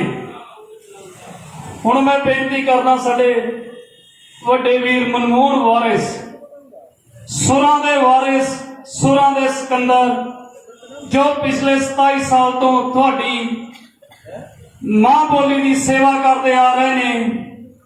मेरे को अल्फाज नहीं कि इस अल्फाजां दे विच उन्हां नूं मैं माइक हैंड ओवर करा। मनमोहन वारिस जी आओ जी।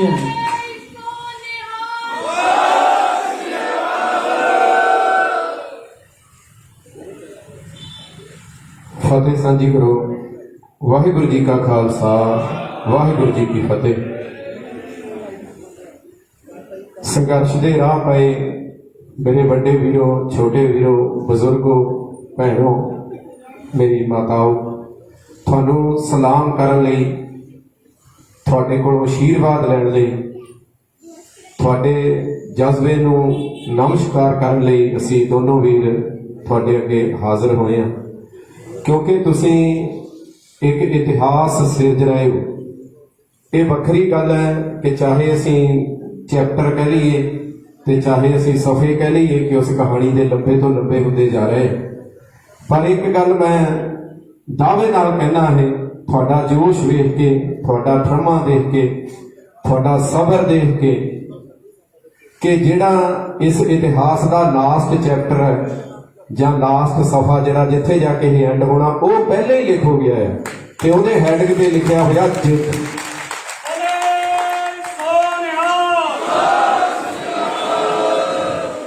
ਬਹੁਤ ਲੋਕਾਂ ਨੂੰ ਵਹਿਮ ਸੀ ਕਿ ਨਿੱਕੀ ਕਹਾਣੀ ਹੁੰਦੀ ਉਹ 2-3 ਸਫ਼ਿਆਂ ਦੀ ਹੁੰਦੀ ਹੈ, ਕੋਈ 10 ਸਫ਼ਿਆਂ ਦੀ ਹੁੰਦੀ ਹੈ, ਕਈ ਨੋਵਲ 50-60 ਸਫ਼ੇ ਦੇ ਹੁੰਦੇ ਆ। ਇਹ 365 ਸਫ਼ਿਆਂ ਦਾ ਤਾਂ ਹੋਣ ਵਾਲਾ ਹੈ ਹੁਣ ਥੋੜੇ ਦਿਨਾਂ 'ਚ, ਪਰ ਅਜੇ ਜੋਸ਼ ਓਨਾ ਹੀ ਆ ਜਿੰਨਾ ਪਹਿਲੇ ਦਿਨ ਤੁਰੇ ਸੀ, ਕਿਉਂਕਿ ਇਹ ਜੋਸ਼ ਕਿਸੇ ਆਪਣੇ ਪਰਸਨਲ ਮਫਾਦ ਲਈ ਨਹੀਂ ਹੈਗਾ। ਇਹ ਕੋਈ ਛੋਟੀ ਮੋਟੀ ਗ੍ਰਾਂਟ ਲਈ ਨਹੀਂ ਹੈਗਾ ਕਿ ਚਲੋ 21 ਲੱਖ ਮੰਗਦੇ ਸੀ, ਜੇ 9 ਲੱਖ ਦਿੰਦਾ MLA ਤਾਂ ਕੋਈ ਨਹੀਂ, ਸਮਝੌਤਾ ਕਰ ਲਓ। ਇਹ ਸਾਡੀ ਹੋਂਦ ਦਾ ਸਵਾਲ ਹੈ, ਸਾਡੀ ਜ਼ਿੰਦਗੀ ਦਾ ਸਵਾਲ ਹੈ। ਕਮਲ ਹੀਰ ਨੇ ਕਿਹਾ ਕਿ ਸਾਡਾ ਇਹ ਕਿੱਤਾ ਨਹੀਂ ਹੈਗਾ, ਸਾਡੀ ਇਹ ਵਿਰਾਸਤ ਆ, ਇਹ ਬਜ਼ੁਰਗਾਂ ਤੋਂ ਸਾਡੇ ਨਾਲ ਚੱਲੀ ਆਉਂਦੀ ਹੈ। ਅਸੀਂ ਤੁਹਾਡੇ ਸਾਹਮਣੇ ਖੜੇ ਹਾਂ, ਅਸੀਂ ਕਿਸਾਨ ਪਿਤਾ ਦੇ ਘਰ ਜਨਮ ਲਿਆ, ਬਚਪਨ ਤੋਂ ਅਸੀਂ ਖੇਤੀ ਕੀਤੀ ਹੈ।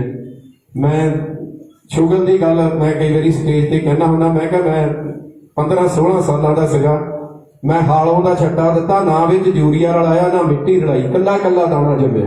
ਮੈਂ 15-16 ਸਾਲਾਂ ਦਾ ਸੀ ਉਸ ਵੇਲੇ।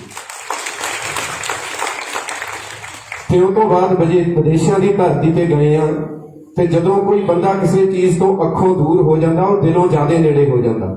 ਜਿਹੜੇ ਵਿਦੇਸ਼ਾਂ 'ਚ NRI ਵਸਦੇ ਆ, ਉਹ ਜਿੰਦ ਜਾਨ ਨਾਲ ਤੁਹਾਡੇ ਇਸ ਅੰਦੋਲਨ ਨਾਲ, ਪੰਜਾਬ ਨਾਲ, ਪੰਜਾਬੀਅਤ ਨਾਲ, ਕਿਸਾਨੀਅਤ ਨਾਲ ਜੁੜੇ ਹੋਏ ਆ। ਜਿਹੜੇ NRI ਵੀਰ ਬਾਹਰੋਂ ਦਿਨ ਰਾਤ ਤੁਹਾਡੇ ਲਈ ਦੁਆਵਾਂ ਮੰਗਦੇ ਆ, ਮੈਂ ਚਾਹੁੰਦਾ ਕਿ ਮੈਂ ਉਹਨਾਂ ਦੇ ਬਿਹਾਫ ਤੇ ਵੀ ਤੁਹਾਡੇ ਅੱਗੇ ਖੜਾ, ਕਲਾਕਾਰਾਂ ਵੱਲੋਂ ਵੀ, ਪਰ ਜਿਹੜੇ NRI ਵੀਰ ਆ ਉਹਨਾਂ ਲਈ ਇੱਕ ਵਾਰੀ ਜੈਕਾਰਾ ਹੋਣਾ ਚਾਹੀਦਾ ਜ਼ਰੂਰ।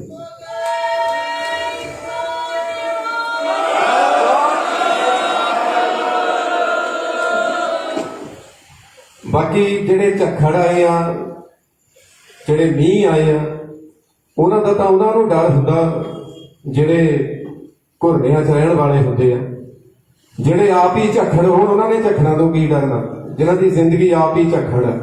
ਸੋ ਅਸੀਂ ਮੁਸੀਬਤਾਂ ਨਾਲ ਪਹਿਲੇ ਦਿਨ ਤੋਂ ਲੜਦੇ ਆਏ ਹਾਂ, ਸਾਡੇ ਖੂਨ ਦੇ ਵਿੱਚ ਇਹ ਚੀਜ਼ ਪ੍ਰਮਾਤਮਾ ਵੱਲੋਂ ਪਾਈ ਗਈ ਹੈ, ਉਹ ਤੋਂ ਬਾਅਦ ਗੁਰੂ ਸਾਹਿਬਾਨ ਵੱਲੋਂ, ਕਿ ਜ਼ੁਲਮ ਦੇ ਖਿਲਾਫ, ਜ਼ਾਲਮ ਦੇ ਖਿਲਾਫ ਸਦਾ ਲੜਨਾ, ਕਿਸੇ ਦਾ ਹੱਕ ਖੋਣਾ ਨਹੀਂ ਤੇ ਆਪਣਾ ਖੋਣ ਨਹੀਂ ਦੇਣਾ। ਬਸ ਸਿੱਧਾ ਸਿੱਧਾ ਤਾਂ ਸਾਡੇ ਅਸੂਲ ਆ ਜਿਹੜੇ।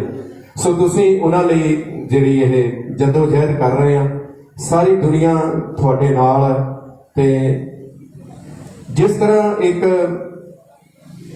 ਹੜ ਚੜ੍ਹਿਆ ਸੀ ਅੱਜ ਤੋਂ 1 ਸਾਲ ਪਹਿਲਾਂ, ਉਹ ਤੋਂ ਬਾਅਦ ਕਈ ਵਾਰੀ ਕਈਆਂ ਦੇ ਮਨਾਂ 'ਚ ਭੁਲੇਖਾ ਪੈ ਜਾਂਦਾ ਕਿ ਸ਼ਾਇਦ ਅੰਦੋਲਨ ਦਾ ਜਿਹੜਾ ਰੰਗ ਆ ਉਹ ਫਿੱਕਾ ਪੈ ਗਿਆ, ਪਰ ਉਹਨਾਂ ਨੂੰ ਉਦੋਂ ਪਤਾ ਲੱਗਦਾ ਜਦੋਂ ਕੋਈ ਮਹਾ ਪੰਚਾਇਤ ਹੁੰਦੀ ਹੈ ਜਾਂ ਕੋਈ ਕਰਨਾਲ ਵਾਕਿਆ ਹੋਇਆ ਸੀ, ਕਿ ਉਸੇ ਵੇਲੇ ਉਹੀ ਲੱਖਾਂ ਦਾ ਹਜੂਮ ਜਿਹੜਾ ਆ ਫਿਰ ਉਹ ਨਿਕਲ ਕੇ ਫਿਰ ਸਾਹਮਣੇ ਹਿੱਕਾਂ ਢਾ ਕੇ ਖੜ ਜਾਂਦਾ ਆ। ਝੋਨੇ ਦਾ ਸੀਜ਼ਨ ਆ, ਚੰਦ ਦਿਨਾਂ ਦੀ ਗੱਲ ਹੈ, ਪਰਮਾਤਮਾ ਕਿਰਪਾ ਕਰੂਗਾ, ਉਹੀ ਰੰਗ ਫੇਰ ਇੱਥੇ ਵੇਖਣ ਨੂੰ ਮਿਲੂਗਾ। ਤੇ ਮੇਰੀ ਆਪਣੇ ਨੌਜਵਾਨਾਂ ਨੂੰ ਬੇਨਤੀ ਹੈ, ਪਿਆਰ ਭਰੀ ਬੇਨਤੀ ਹੈ, ਕਿ ਤੁਹਾਡੇ ਬਜ਼ੁਰਗ, ਤੁਹਾਡੀਆਂ ਮਾਵਾਂ, ਤੁਹਾਡੇ ਭੈਣ ਭਰਾ ਇੱਥੇ ਬੈਠੇ ਨੇ, ਕਿ ਤੁਸੀਂ ਜ਼ਰੂਰ ਇੱਥੇ ਗੇੜਾ ਮਾਰੋ। ਇੱਕ ਮੈਂ ਗਾਣਾ ਗਾਇਆ ਸੀ, ਕਦੇ ਪਿੰਡ ਨੂੰ ਗੇੜਾ ਮਾਰ ਵੇ ਤੇਰੀ ਮਾਂ ਬੁਲਾਉਂਦੀ ਆ, ਪਰ ਮੈਂ ਜਦ ਮਾਵਾਂ ਨੂੰ ਮੈਂ ਤਾਂ ਮਿਲਿਆ, ਮੇਰੇ ਮਨ 'ਚ ਬੈਠੇ ਇਹ ਗੱਲ ਆਈ ਜਾਂਦੀ ਸੀ, ਮੈਂ ਕਿਹਾ ਇੱਥੇ ਤਾਂ ਸਾਡੀ ਮਾਂ ਇੱਥੇ ਬੈਠੀ ਆ, ਅਸੀਂ ਘਰ 'ਚ ਬੈਠੇ ਆ। ਉਲਟ ਹੋ ਗਿਆ ਆ, ਮਾਂ ਨਹੀਂ ਘਰੋਂ ਬੁਲਾਉਂਦੀ, ਮਾਂ ਇੱਥੋਂ ਅੰਦੋਲਨ 'ਚੋਂ ਬੁਲਾਉਂਦੀ ਆ ਪੁੱਤ ਨੂੰ ਕਿ ਗੇੜਾ ਮਾਰ, ਕਿਉਂਕਿ ਸਾਰੇ ਪੰਜਾਬ ਦੇ ਪੁੱਤਰ ਤੁਹਾਡੇ ਪੁੱਤਰ, ਤੁਹਾਨੂੰ ਅਸੀਂ ਸਲਾਮ ਕਰਦੇ ਹਾਂ। ਪਰਮਾਤਮਾ ਚੜ੍ਹਦੀ ਕਲਾ ਬਖਸ਼ੇ। ਜਿਹੜੀ ਐਂਡਿੰਗ ਹੈ ਉਹਦੀ, ਉਹ ਜਿਹੜਾ ਤੁਸੀਂ ਸਾਡਾ ਗੀਤ ਆਪਣੇ ਦਿਲਾਂ 'ਚ ਵਸਾਇਆ, ਸਾਨੂੰ ਬਹੁਤ ਮਾਣ ਦਿੱਤਾ। ਜਿੱਤਾਂਗੇ ਜ਼ਰੂਰ, ਜਾਰੀ ਜੰਗ ਰੱਖਿਓ, ਹੋਣਾ ਹੀ ਆ, ਜਿੱਤਣਾ ਹੀ ਆ, ਉਹ ਸਾਹਮਣੇ ਕੰਧ ਤੇ ਲਿਖਿਆ ਦਿਸਦਾ। ਅੱਜ ਨਹੀਂ ਤਾਂ ਕੱਲ ਨਹੀਂ ਨਾ ਪਰਸੋਂ, ਇਹ ਲੰਬਾ ਵੀ ਨਹੀਂ ਸਮਾਂ ਹੋਣਾ, ਕਿਉਂਕਿ ਜਿਹੜਾ ਸਮਾਂ ਉਹ ਲਗਾਉਣਾ ਚਾਹੁੰਦੇ ਸੀ ਉਹ ਛਾਲਾਂ ਮਾਰਦਾ ਦੌੜਾ ਆਉਂਦਾ। ਉਹ ਮਹੀਨੇ ਨਹੀਂ, ਹੁਣ ਉਹ ਦਿਨ ਹੀ ਰਹਿ ਗਏ। ਉਹਨਾਂ ਤੋਂ ਪਹਿਲਾਂ ਕੋਈ ਨਾ ਕੋਈ ਬਹੁਤ ਸਾਨੂੰ ਖੁਸ਼ੀ ਦੀ ਖਬਰ ਪਰਮਾਤਮਾ ਛੇਤੀ ਦੇਵੇ। ਬਹੁਤ ਬਹੁਤ ਤੁਹਾਡਾ ਧੰਨਵਾਦ। ਮਿਹਰਬਾਨੀ।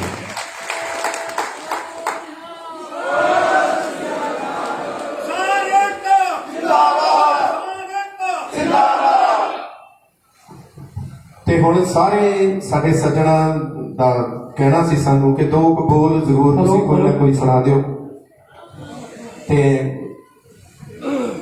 ਦੋ ਕੁ ਬੋਲ ਤੁਹਾਡੇ ਨਾਲ ਅਸੀਂ ਸਾਂਝੇ ਕਰਦੇ ਹਾਂ ਵੱਖ-ਵੱਖ ਗਾਣਿਆਂ ਦੇ 2-3 ਮਿੰਟ ਲਈ, ਤਾਂ ਕਿ ਹੋਰ ਇੱਕ ਜੋਸ਼, ਹੋਰ ਇੱਕ ਉਤਸ਼ਾਹ ਤੁਹਾਡੇ ਤੇ ਆਵੇ। ਕਿਉਂਕਿ ਅਸੀਂ ਪਹਿਲੇ ਦਿਨ ਤੋਂ ਹੀ ਕਿਸਾਨਾਂ ਲਈ, ਆਪਣੇ ਪੰਜਾਬ ਲਈ, ਆਪਣੇ ਵਿਰਸੇ ਲਈ ਇਦਾਂ ਦੇ ਗਾਣੇ ਸਾਡੇ ਬਹੁਤ ਮਾਰਕੀਟ 'ਚ ਆਉਂਦੇ ਰਹਿੰਦੇ ਆ। ਅਸੀਂ ਆਪਣੀ ਇੱਕ ਜ਼ਿੰਮੇਵਾਰੀ ਸਮਝ ਕੇ ਗਾਇਕੀ ਗਾਉਂਦੇ ਰਹਿੰਦੇ ਆ। ਨਸ਼ਿਆਂ ਤੇ ਪਾਣੀਆਂ ਨੂੰ ਬਚਾਉਣ ਲਈ ਕਈ ਇਦਾਂ ਦੇ ਗਾਣੇ, ਪਰ ਉਹਨਾਂ ਵਿੱਚੋਂ ਕੁਝ 2-3 ਸਤਰਾਂ ਤੁਹਾਡੀ ਨਜ਼ਰ ਕਰਦਾ।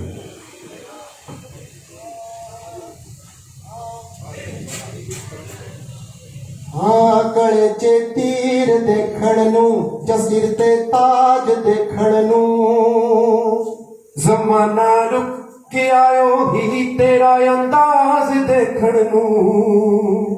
ਗਲੇ 'ਚ ਤੀਰ ਦੇਖਣ ਨੂੰ, ਤੇ ਸਿਰ ਤੇ ਤਾਜ ਦੇਖਣ ਨੂੰ। ਉਹ ਸ਼ੇਰਾ ਉੱਠ ਜ਼ਰਾ ਤੇ ਫਿਰ ਉਹੀ ਜਲਵਾ ਦਿਖਾ ਆਪਣਾ। ਬੜੀ ਬੇਤਾਬ ਹੈ ਦੁਨੀਆ ਤੇਰੀ ਪਰਵਾਜ਼ ਦੇਖਣ ਨੂੰ। ਗਲੇ 'ਚ ਤੀਰ ਦੇਖਣ ਨੂੰ, ਜਾਂ ਸਿਰ ਤੇ ਤਾਜ ਦੇਖਣ ਨੂੰ।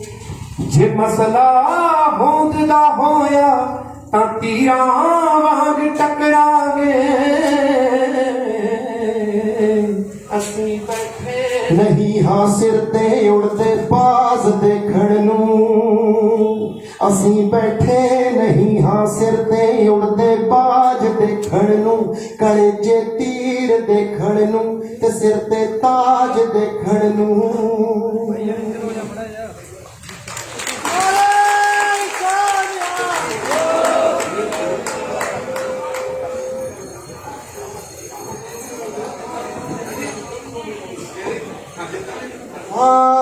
ਚੀਰ ਦਿੰਦੇ ਆ ਪਹਾੜ ਹੁੰਦਾ ਜਿਨ੍ਹਾਂ ਨੂੰ ਜਨੂਨ।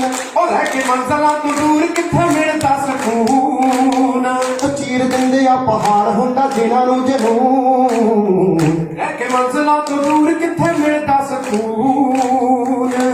ਹਾਰਦੇ ਨਹੀਂ ਹੁੰਦੇ ਕਦੇ ਮਰਦ ਦਲੇਰ, ਬਸ ਹੌਸਲੇ ਬਣਾ ਕੇ ਤੁਸੀਂ ਬੰਬ ਰੱਖਿਓ। ਅਸੀਂ ਜਿੱਤਾਂਗੇ ਜ਼ਰੂਰ, ਜਾਰੀ ਜੰਗ ਰੱਖਿਓ, ਜਾਰੀ ਜੰਗ ਰੱਖਿਓ। ਅਸੀਂ ਜਿੱਤਾਂਗੇ ਜ਼ਰੂਰ, ਜਾਰੀ ਜੰਗ ਰੱਖਿਓ, ਜਾਰੀ ਜੰਗ ਰੱਖਿਓ। ਗਿੱਲਰਾਂ ਤੇ ਆ, ਗਿੱਲਰਾਂ ਤੇ ਆ ਹਜ਼ਾਰਾਂ ਅੱਗੇ ਕੱਲੇ ਜਿਹੜੇ ਖੜੇ। ਇਤਿਹਾਸ ਵਿੱਚ ਕੋਕੇ ਉਹਨਾਂ ਬੰਦਿਆਂ ਨੇ ਜੜੇ। ਗਿੱਲਰਾਂ ਤੇ ਆ ਹਜ਼ਾਰਾਂ ਅੱਗੇ ਕੱਲੇ ਜਿਹੜੇ ਖੜੇ। ਹਜ਼ਾਰਾਂ ਜਿਹੜੇ ਖੜੇ, ਇਤਿਹਾਸ ਵਿੱਚ ਕੋਕੇ ਉਹਨਾਂ ਬੰਦਿਆਂ ਨੇ ਜੜੇ। ਚੰਨਾ ਤੇ ਤਾਰਿਆਂ ਤੋਂ ਵੱਡੇ ਲਿਓ ਖਾਬ, ਕਦੇ ਦਿਲਾਂ ਵਾਲੇ ਦਾਇਰੇ ਨਾ ਤੰਗ ਰੱਖਿਓ। ਅਸੀਂ ਜਿੱਤਾਂਗੇ ਜ਼ਰੂਰ, ਜਾਰੀ ਜੰਗ ਰੱਖਿਓ, ਜਾਰੀ ਜੰਗ ਰੱਖਿਓ। ਅਸੀਂ ਜਿੱਤਾਂਗੇ ਜ਼ਰੂਰ, ਜਾਰੀ ਜੰਗ ਰੱਖਿਓ, ਜਾਰੀ ਜੰਗ ਰੱਖਿਓ। ਅਸੀਂ ਜਿੱਤਾਂਗੇ ਜ਼ਰੂਰ, ਜਾਰੀ ਜੰਗ ਰੱਖਿਓ, ਜਾਰੀ ਜੰਗ ਰੱਖਿਓ। ਅਸੀਂ ਜਿੱਤਾਂਗੇ ਜ਼ਰੂਰ, ਜਾਰੀ ਜੰਗ ਰੱਖਿਓ, ਜਾਰੀ ਜੰਗ ਰੱਖਿਓ।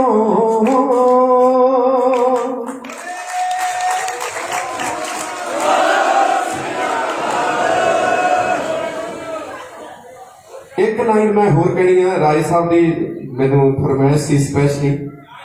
ਉਹ ਕਹਿੰਦੇ ਕਿ ਜਿਹੜੇ ਨੌਜਵਾਨ ਆ ਸਾਡੇ, ਜਿਹੜੇ ਇੱਥੇ ਪਹੁੰਚੇ ਹੋਏ ਆ, ਉਹਨਾਂ ਨੂੰ 100 ਨਮਸਕਾਰ ਆ, ਜਿਹੜੇ ਸੇਵਾ ਕਰਦੇ ਆ ਸਾਰੇ।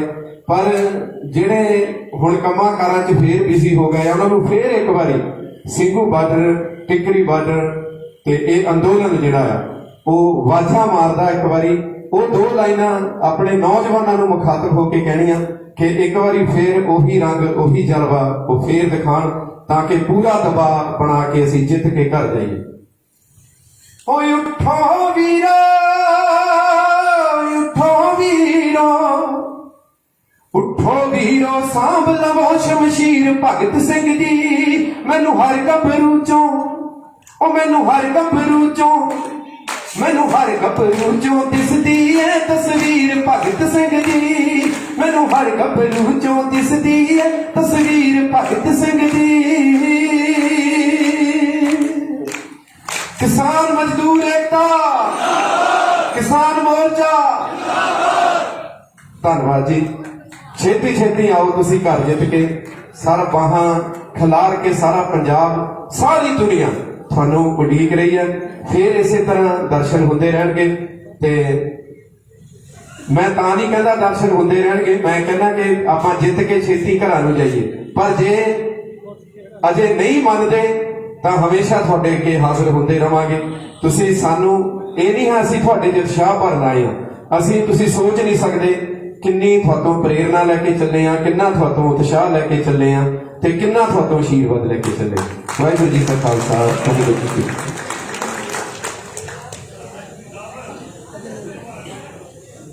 किसान मजदूर एकता को मेरा नमस्कार और गोवा के सभी लोगों को दिवाली की बहुत बहुत शुभकामनाएं। ये पिछले कुछ दिनों से कई सारे त्योहार चल रहे हैं, त्योहारों का सीजन चल रहा है, तो गोवा के सभी लोगों को नवरात्रों की बहुत बहुत शुभकामनाएं, दशहरे की शुभकामनाएं, दिवाली की शुभकामनाएं, सभी त्योहारों की बहुत बहुत शुभकामनाएं। मैं भगवान से प्रार्थना करता हूं कि सभी त्योहार गोवा के सभी लोगों के लिए बहुत शुभ हों, सबके घर में खूब खुशियां लेके आए। मैं थोड़े दिन पहले आया था और गोवा के लोगों को दूसरी गारंटी दी थी, रोजगार की गारंटी। अभी तक गोवा के अंदर बीजेपी और कांग्रेस की जो सरकारें रही हैं, उनकी पॉलिसीज की वजह से गोवा के अंदर बहुत जबरदस्त बेरोजगारी है। दोनों सरकारों ने युवाओं के लिए कुछ भी नहीं किया, उनको रोजगार दिलाने के लिए कुछ भी नहीं किया। केवल सत्ता से पैसा, पैसे से सत्ता की लड़ाई चलती रही। आम आदमी पार्टी ने ऐलान किया कि हम गोवा के हर परिवार से एक युवा को, बेरोजगार युवा को रोजगार दिलवाएंगे और जब तक रोजगार नहीं मिलता तब तक 3,000 रुपए महीना बेरोजगारी भत्ता देंगे।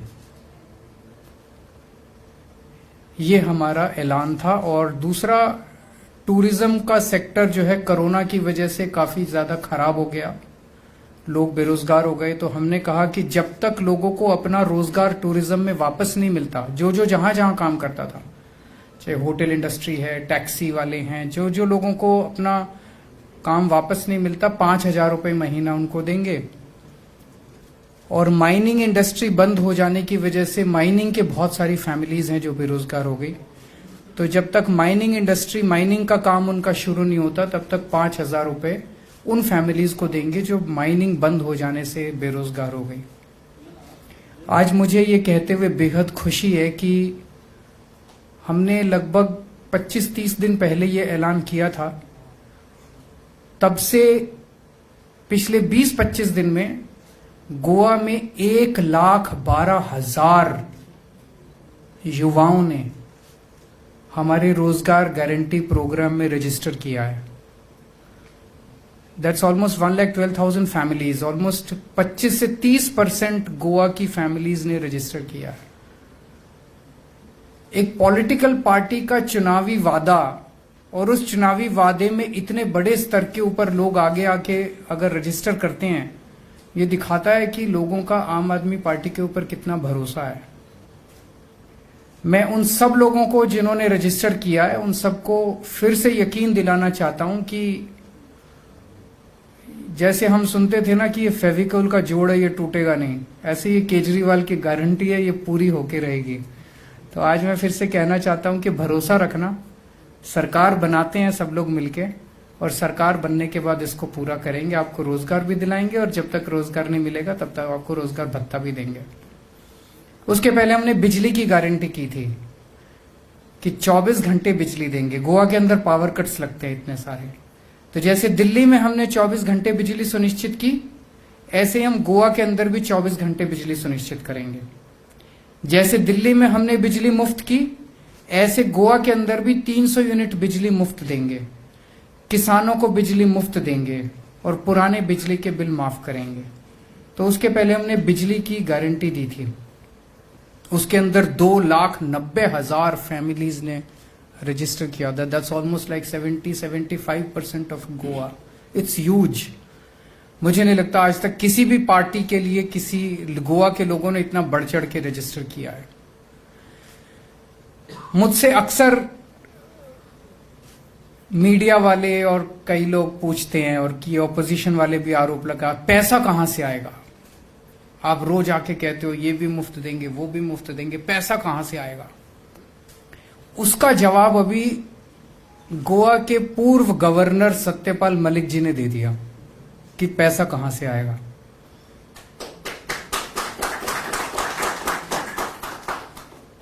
सत्यपाल मलिक जी ने आरोप लगाया है कि जब वो गोवा के 1 साल गवर्नर रहे, उस 1 साल के अंदर उन्होंने कहा कि गोवा के हर काम में करप्शन है, गोवा के अंदर बहुत ज्यादा करप्शन है। ये ऑपोजिशन पार्टी अगर आरोप लगाती तो समझ में आता था, ऑपोजिशन का तो काम ही आरोप लगाना, ऑपोजिशन वाले तो सरकार के ऊपर आरोप लगाते रहते हैं। बीजेपी की सरकार, बीजेपी के मुख्यमंत्री, बीजेपी के गवर्नर, उनकी अपनी पार्टी के गवर्नर अपनी पार्टी के सीएम के ऊपर आरोप लगा रहे हैं कि यह सबसे भ्रष्ट सीएम है। मुझे लगता है 1947 के बाद से आज तक आजाद भारत 75 साल हो गए, 75 साल में यह पहला वाकया है कि किसी गवर्नर ने अपनी पार्टी के चीफ मिनिस्टर के ऊपर आरोप लगाया है। और सत्यपाल मलिक जी बहुत मैच्योर्ड आदमी है, कोई हल्के फुल्के आदमी नहीं है, हल्के फुल्के व्यक्ति नहीं है। बहुत बड़ा उनका वो रहा है, अपना एक्सपीरियंस रहा है। एक एक शब्द वो नाप तोल के बोलते हैं। अच्छी बात यह है कि उन्होंने हिम्मत दिखाई अपनी पार्टी के भी करप्शन की बात करने की। एक गवर्नर के पास 2 तरह से इंफॉर्मेशन, एक तो कई सारी फाइल्स जाती हैं गवर्नर के पास, जैसे दिल्ली के अंदर मैं मुख्यमंत्री हूं, हमारे लेफ्टिनेंट गवर्नर है, वहां तो कई ज्यादा फाइलें जाती हैं, यहां भी कई फाइलें जाती हैं। और दूसरा, गवर्नर का अपना तंत्र होता है, उस तंत्र के जरिए गवर्नर को बहुत सारी सरकार की इंफॉर्मेशन मिलती है, ऑफिसर्स आते हैं, इंटेलिजेंस होती है, बहुत सारे। तो जो आरोप सत्यपाल मलिक जी ने लगाए हैं वो आरोप बहुत गंभीर हैं। लेकिन दुख की बात यह है कि भारतीय जनता पार्टी उसको बचाने की कोशिश कर रही है, अपने मुख्यमंत्री को बचाने की कोशिश कर रही है। इसका मतलब यह कि खुलेआम सरेआम भारतीय जनता पार्टी भ्रष्टाचार को बचाने की कोशिश कर रही है। इससे भी बढ़ के सत्यपाल मलिक जी ने केवल अपने मुख्यमंत्री पे आरोप नहीं लगाया, उन्होंने अपने केंद्रीय मंत्रियों के ऊपर भी, केंद्रीय सरकार के ऊपर भी आरोप लगाया। उन्होंने कहा कि मैंने इस भ्रष्टाचार के बारे में, गोवा के मुख्यमंत्री के भ्रष्टाचार के बारे में जब केंद्रीय लीडरशिप को बताया कि भाई हमारा मुख्यमंत्री चोरी कर रहा है, तो केंद्रीय सरकार ने मुख्यमंत्री को हटाने के बजाय गवर्नर को ही हटा दिया, बोले चुप हो जाओ और नहीं बोलेगा। इतना करप्शन है, इतना करप्शन है। कांग्रेस भी करप्शन करती थी, बीजेपी भी करप्शन कर रही है, दोनों ही करप्शन करते हैं। इसीलिए कांग्रेस की हिम्मत नहीं होती बीजेपी के खिलाफ बोलने की। उनको पता है कि अगर बीजेपी के खिलाफ बोले तो कांग्रेस वालों को जेल में डाल। ऐसा क्यों हुआ? 10 साल से बीजेपी की सरकार है और एक भी कांग्रेस के पुराने मंत्री या मुख्यमंत्री के खिलाफ एक भी केस दर्ज नहीं हुआ। एक भी पुराना कोई, पहले कहते थे बीजेपी वाले जब कांग्रेस की सरकार थी कि कांग्रेस बड़ी करप्शन कर रही है, कांग्रेस बड़ी करप्शन कर रही है। अगर कांग्रेस करप्शन कर रही है तो बीजेपी वालों ने 10 साल में किसी को जेल क्यों नहीं भेजा? दोनों मिले हुए हैं, मिल बांट के मलाई खाते हैं, मिल बांट के 5 साल तुम चलाओ, 5 साल फिर हम चलाएंगे, फिर 5 साल तुम चलाओ, 5 साल हम तुम्हारे खिलाफ एक्शन लेंगे, तुम हमारे खिलाफ एक्शन मत लेना। बड़ा इंटरेस्टिंग, अभी प्रमोद सावंत जी ने कहा कि सरकार हमारी बनेगी, ऑपोजिशन कांग्रेस की होगी। दोनों ने बैठ के डिसाइड कर लिया कि हम सरकार बनाएंगे, तुम ऑपोजिशन, तुम्हारे ज्यादा भी आ जाएं तो हमारे पास भेज देना, सरकार हम बनाएंगे, ऑपोजिशन तुम बनाओ। इतना प्यार मोहब्बत दोनों के अंदर कभी नहीं देखा। तो आप जो पूछते हैं कि पैसा कहां से आएगा, आम आदमी पार्टी गोवा को पहली बार एक ईमानदार सरकार देगी। जैसे दिल्ली के अंदर एक ईमानदार सरकार दी, और मेरी सारी अखबार वालों से है कि कल की हेडिंग लगा देना कि केजरीवाल ने कहा कि पहली बार गोवा को एक ईमानदार सरकार देंगे। ये नई बात है, गोवा की राजनीति में नई बात है। आज तक भ्रष्टाचार मुद्दा ही नहीं था, क्योंकि ये भी भ्रष्ट है, ये भी भ्रष्ट है, ये भी भ्रष्ट है, ये भी भ्रष्ट है, भ्रष्टाचार मुद्दा ही नहीं था। पहली बार ईमानदार सरकार देंगे और पैसे की कमी नहीं है। मैं फिर से बोल रहा हूं, पैसे की कमी नहीं है, पैसा बहुत है। रोजगार भी देंगे, बेरोजगारी भत्ता भी देंगे, फ्री बिजली भी देंगे, और आज मैं एक और ऐलान कर रहा हूं, वो भी करेंगे। और अभी आने वाले 2 महीने में मैं कई सारे ऐलान करूंगा, वो भी करेंगे, सारा करेंगे, सारी गारंटी पूरी करेंगे। तो आज मैं एक और गारंटी गोवा के अपने दोस्तों को, भाइयों बहनों को देने के लिए आया हूं। मैं अभी अयोध्या गया था, वहां पे राम मंदिर गया,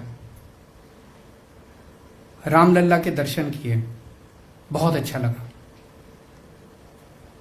बाहर निकल के मन में एक विचार आया कि जो सौभाग्य मुझे प्राप्त हुआ राम मंदिर के, राम भगवान श्री राम के दर्शन करने का, ये सौभाग्य सबको प्राप्त हो। तो मन में मैंने ये ठाना कि जितना मुझसे बन सकेगा ज्यादा से ज्यादा लोगों को मैं अयोध्या के और श्री रामचंद्र जी के दर्शन करवाऊंगा। ये विचार लेके मैं वहां से आया। तो आज मैं गोवा में ये ऐलान करना चाहता हूं कि हमारी सरकार बनेगी तो गोवा के लोगों को हम फ्री में अयोध्या की तीर्थ यात्रा कराएंगे, अयोध्या में श्री रामचंद्र जी के दर्शन करवाएंगे।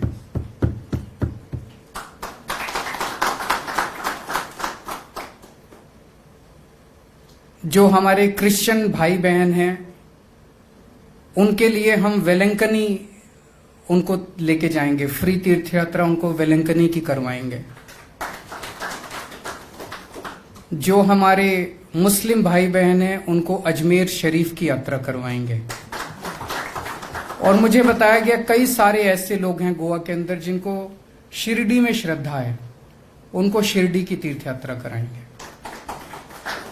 अब ये कोई मैं नई बात नहीं कह रहा, दिल्ली में हमारी मुख्यमंत्री तीर्थ यात्रा योजना पिछले कुछ वर्षों से चल रही है। 3 साल पहले शुरू की थी, लेकिन पिछले 2 साल से कोरोना की वजह से रुक गई। पहले 1 साल में 35,000 से ज्यादा लोगों को हम तीर्थ यात्रा करा चुके हैं दिल्ली में। उसमें हम लोगों को उनकी चॉइस के तीर्थ यात्रा चॉइस दे दी जाती है, उसकी चॉइस के तीर्थ स्थान पे ले जाते हैं, एसी ट्रेन से ले जाते हैं, एसी होटल में रुकवाते हैं, उनका आना जाना रहना खाना पीना सब कुछ सरकार देती है, सब कुछ फ्री होता है। कहा गया है कि तीर्थ यात्रा करवाना बड़े पुण्य का काम है। इन्हीं लोगों की दुआओं से और इन्हीं लोगों के आशीर्वाद से आज हम लोगों का प्यार मिल रहा है। तो गोवा के लोगों को भी हम तीर्थ यात्रा करवाएंगे। इन 4 स्थानों में से कोई भी एक स्थान गोवा का कोई भी व्यक्ति चूज कर सकता है, चाहे अयोध्या, चाहे शिरडी, चाहे वेलंकनी और चाहे अजमेर शरीफ। इन 4 में से जहां भी वो जाना चाहे वहां वो जा सकता है और उन सबको हम फ्री में तीर्थ यात्रा करवाएंगे, जैसे दिल्ली में करवा रहे हैं। मैं कोई नई बात नहीं कह रहा, हमने इंप्लीमेंट करके दिखाया। 35,000 से ज्यादा लोग तीर्थ यात्रा कर चुके हैं। अब दोबारा अभी पिछले हफ्ते जब मैं अयोध्या से लौट के आया तो अयोध्या को भी हमने उस लिस्ट में ऐड किया तीर्थ यात्रा के स्थान में। अब दिल्ली में फिर से दोबारा चालू हो गई है कोरोना के बाद से। मैं एक चीज देख रहा था गोवा की राजनीति के अंदर आजकल जो चल रहा है, किसी भी पार्टी को गोवा के किसी भी मुद्दे से कोई सरोकार नहीं है, कोई लेना देना नहीं है। कोई पार्टी सुबह उठ के कहती है हम इसके साथ अलायंस करेंगे, शाम को कहते हैं नहीं इसके साथ नहीं करेंगे, इसके साथ अलायंस करेंगे, सुबह कहती है हम उसके साथ। इनको अपनी बस सत्ता का खेल चल रहा है, सत्ता का खेल चल रहा है। वो उस पार्टी को छोड़ के उस पार्टी में आ गया, वो उधर से उधर चला गया। वो किसी को आज अभी तक आपने किसी भी कांग्रेस या बीजेपी या टीएमसी या जीएफपी या एमजीपी या जो भी जितनी भी पार्टियां हैं, किसी को भी गोवा के लोगों के मुद्दे के बारे में बात करते सुना क्या? किसी को सुनाओ, कांग्रेस को, बीजेपी को, इनमें से किसी पार्टी को सुनाओ कि वो कहते हैं हम रोजगार देंगे। किसी को सुनाओ वो कह रहे हो कि बिजली ठीक करेंगे। किसी को सुनाओ कि वो कह रहे हैं कि पानी ठीक करेंगे। किसी को सुनाओ कि वो कह रहे हैं कि हम रोड्स ठीक कर। किसी को कोई मुद्दा ही नहीं है किसी का गोवा के लोगों के लिए। आम आदमी पार्टी एक नई किस्म की राजनीति गोवा के अंदर शुरू कर रही है, ईमानदार राजनीति, जनता की राजनीति। हम केवल और केवल जनता के मुद्दों की बात कर रहे हैं। मैं जितनी बार आता हूं मैं गाली गलोच नहीं करता, मैं भी कर सकता हूं जैसे दूसरी पार्टियां कर रही है, ऐसा है वो वैसा है, मैं भी गालियां देके चला जाऊंगा, क्या फायदा होगा? गोवा के लोगों की तो तरक्की नहीं होगी। हम केवल और केवल मुद्दों की बात कर रहे हैं, और मैं जानता हूं कि जो इतनी भारी संख्या में लोग रजिस्ट्रेशन करवाने आ रहे हैं, 75% of Goa has registered for electricity registration, 30% of Goa has registered for our बेरोजगारी प्रोग्राम। इतनी बड़ी संख्या में, इसका मतलब लोगों को अब केवल और केवल आम आदमी पार्टी पे भरोसा है। अगर आपके कोई क्वेश्चंस हैं तो सर, आपने कहा कि करप्शन के बारे में, nobody has been arrested from last Congress regime। अगर आपकी गवर्नमेंट आती है तो ये करप्शन के अंदर जो किसी को नहीं बख्शेंगे। जितने लोगों ने गोवा के लोगों की पैसे की चोरी की है, सबको पकड़ के पैसा रिकवर करेंगे, सबको जेल भेजेंगे, किसी को नहीं बख्शेंगे। ये जो मिल बांट के मिलावट चल रही है ना बीजेपी और कांग्रेस की, इसको बंद करेंगे। बीजेपी की सरकार आती है तो किसी कांग्रेस वाले को कुछ हुआ नहीं हुआ, कांग्रेस की सरकार आती है बीजेपी वालों को कुछ हुआ नहीं हुआ। क्यों नहीं हुआ? कभी सोचा? सेकंड सर, आपने जो अलायंस के बारे में कहा, आप not interested in any alliance? हम 24 घंटे ये अलायंस की तो रोज मैं गोवा के आजकल न्यूज़पेपर्स को बड़ी क्लोजली मैं पढ़ता हूं, रोज सुबह इससे अलायंस करेंगे, शाम को उससे अलायंस, 24 घंटे। अरे आप गोवा के लोगों के बारे में सोचते हैं क्या? अपने दिन के 24 घंटे में से 15 मिनट गोवा के लोगों की समस्याओं के बारे में सोचते हैं क्या? हम केवल और केवल गोवा के लोगों का, गोवा के डेवलपमेंट का पूरा प्लान तैयार कर रहे हैं हम लोग। आने वाले टाइम में जब मैं आपके बीच में आऊंगा, मैं माइनिंग की भी बात करूंगा, मैं लैंड राइट्स की भी बात करूंगा, मैं हेल्थ की भी बात करूंगा, मैं एजुकेशन की भी बात करूंगा, मैं विमेन प्रोग्राम्स की भी बात करूंगा। इन सब का खाका तैयार हो रहा है। इंडस्ट्री की भी बात करेंगे, ट्रेड की भी बात करेंगे। We are making a plan for every single sector that affects directly. सड़कों का हमारा प्लान बन रहा है, टूरिज्म का प्लान बन रहा है, इन सब चीजों का हम प्लान। कोई और पार्टी बना रही है? किसी को परवाह ही नहीं है गोवा की। बीजेपी के अंदर लड़ाई चल रही है, वो सुना है कि वो उस मुख्यमंत्री को खींचने में लगा हुआ है। 3 मुख्यमंत्री के और दावेदार आपस में लड़ रहे हैं, कांग्रेस वाले आपस में लड़ रहे हैं, सारे आपस में लड़ रहे समय आने पे बता देंगे, लेकिन अभी ममता बनर्जी ने आपके ऊपर आरोप किया था कि अन्ना हजारे के आंदोलन के बाद दिल्ली में अरविंद केजरीवाल की सरकार बनी है, उसके बाद अरविंद केजरीवाल की किधर भी सरकार नहीं बनी है। अरविंद केजरीवाल खाली गोवा में आके लोगों को लालच दिखाते हैं। ऐसा बोला क्या ममता दीदी ने? मुझे नहीं लगता वो मेरे बारे में ऐसा बोल सकते। ऐसा बोल नहीं सकती ममता दीदी मेरे बारे में। महिलाओं को कितने टिकट दिए जाएंगे गोवा में? जिस तरह से यूपी में प्रियंका गांधी ने बोला 40% लोगों को टिकट। तो कांग्रेस गोवा में दे रही है कि 40% महिलाओं को? उनसे पूछिए ना। हमारा कहना है कि नौटंकी मत कीजिए, राजनीति मत कीजिए। अगर देना है, पार्लियामेंट में बिल लेके आते हैं, हमारी पार्टी सबसे पहले सपोर्ट करेगी। 33% महिलाओं को बिल देने का बिल लेके आते हैं और करते हैं। और अगर आप सिंसियर हैं तो यूपी की महिलाएं क्यों, गोवा की महिलाएं कम है क्या? गोवा के अंदर 40% महिलाओं को 2 टिकट, पंजाब के अंदर भी चुनाव हो रहे हैं, पंजाब के अंदर 40%, यूपी में देंगे क्योंकि यूपी में तो आना ही नहीं उनको।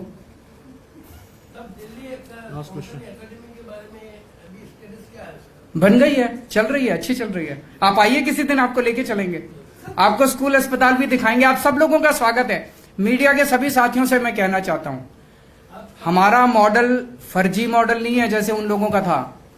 हमारा मॉडल असली model. We are interested only in providing honest and good governance to the people of Goa. Goa के, सुनिए, गोवा के लोगों के लिए एक उम्मीद दे रहे हैं कि एक नई किस्म की राजनीति हो सकती है, इस तरह का विकास हो सकता है। किसको हराना है और किसको जिताना है, ये काम हमारा नहीं है, ये लोगों का है। लोग चूज करेंगे कि किसको जिताना है और किसको हराना है।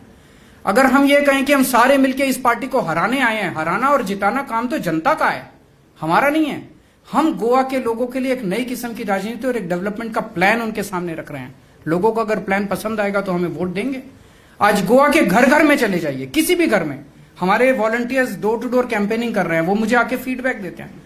हर व्यक्ति कहता है जी आपने दिल्ली में बहुत अच्छा काम किया, यहां भी ऐसे ही काम करके दिखाना।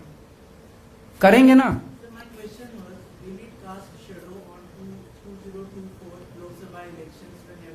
We will talk in 2024.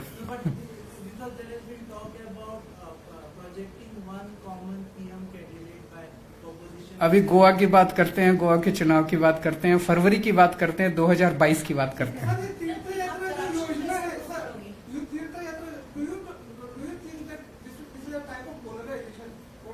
सबके लिए कर रहे हैं हम। क्रिश्चियंस के लिए भी अनाउंस किया, मुस्लिम्स के लिए भी अनाउंस किया, हिंदूज के लिए भी अनाउंस किया, सबके लिए अनाउंस किया मैंने।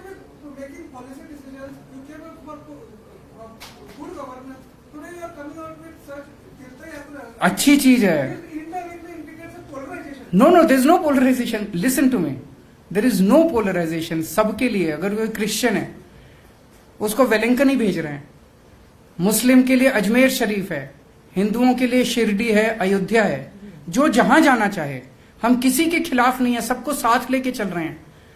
और भगवान के अंदर श्रद्धा तो सबकी है, अपने अपने हिसाब से लोग श्रद्धा करते हैं। दिल्ली में जो हमारी तीर्थ यात्रा योजना है उसके अंदर 12 तीर्थ स्थान है। आज मैंने गोवा में इस स्कीम को अनाउंस किया है। सरकार बनने के बाद जब ये स्कीम लागू हो जाएगी, इसमें और स्थान ऐड करते जाएंगे जैसे जैसे गोवा के लोगों की डिमांड होगी।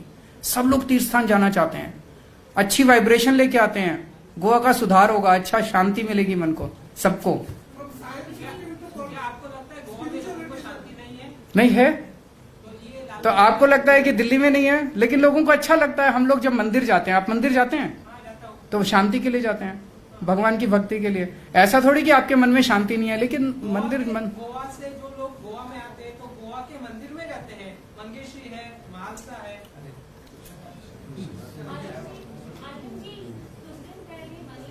Can you please introduce yourself and ask the question?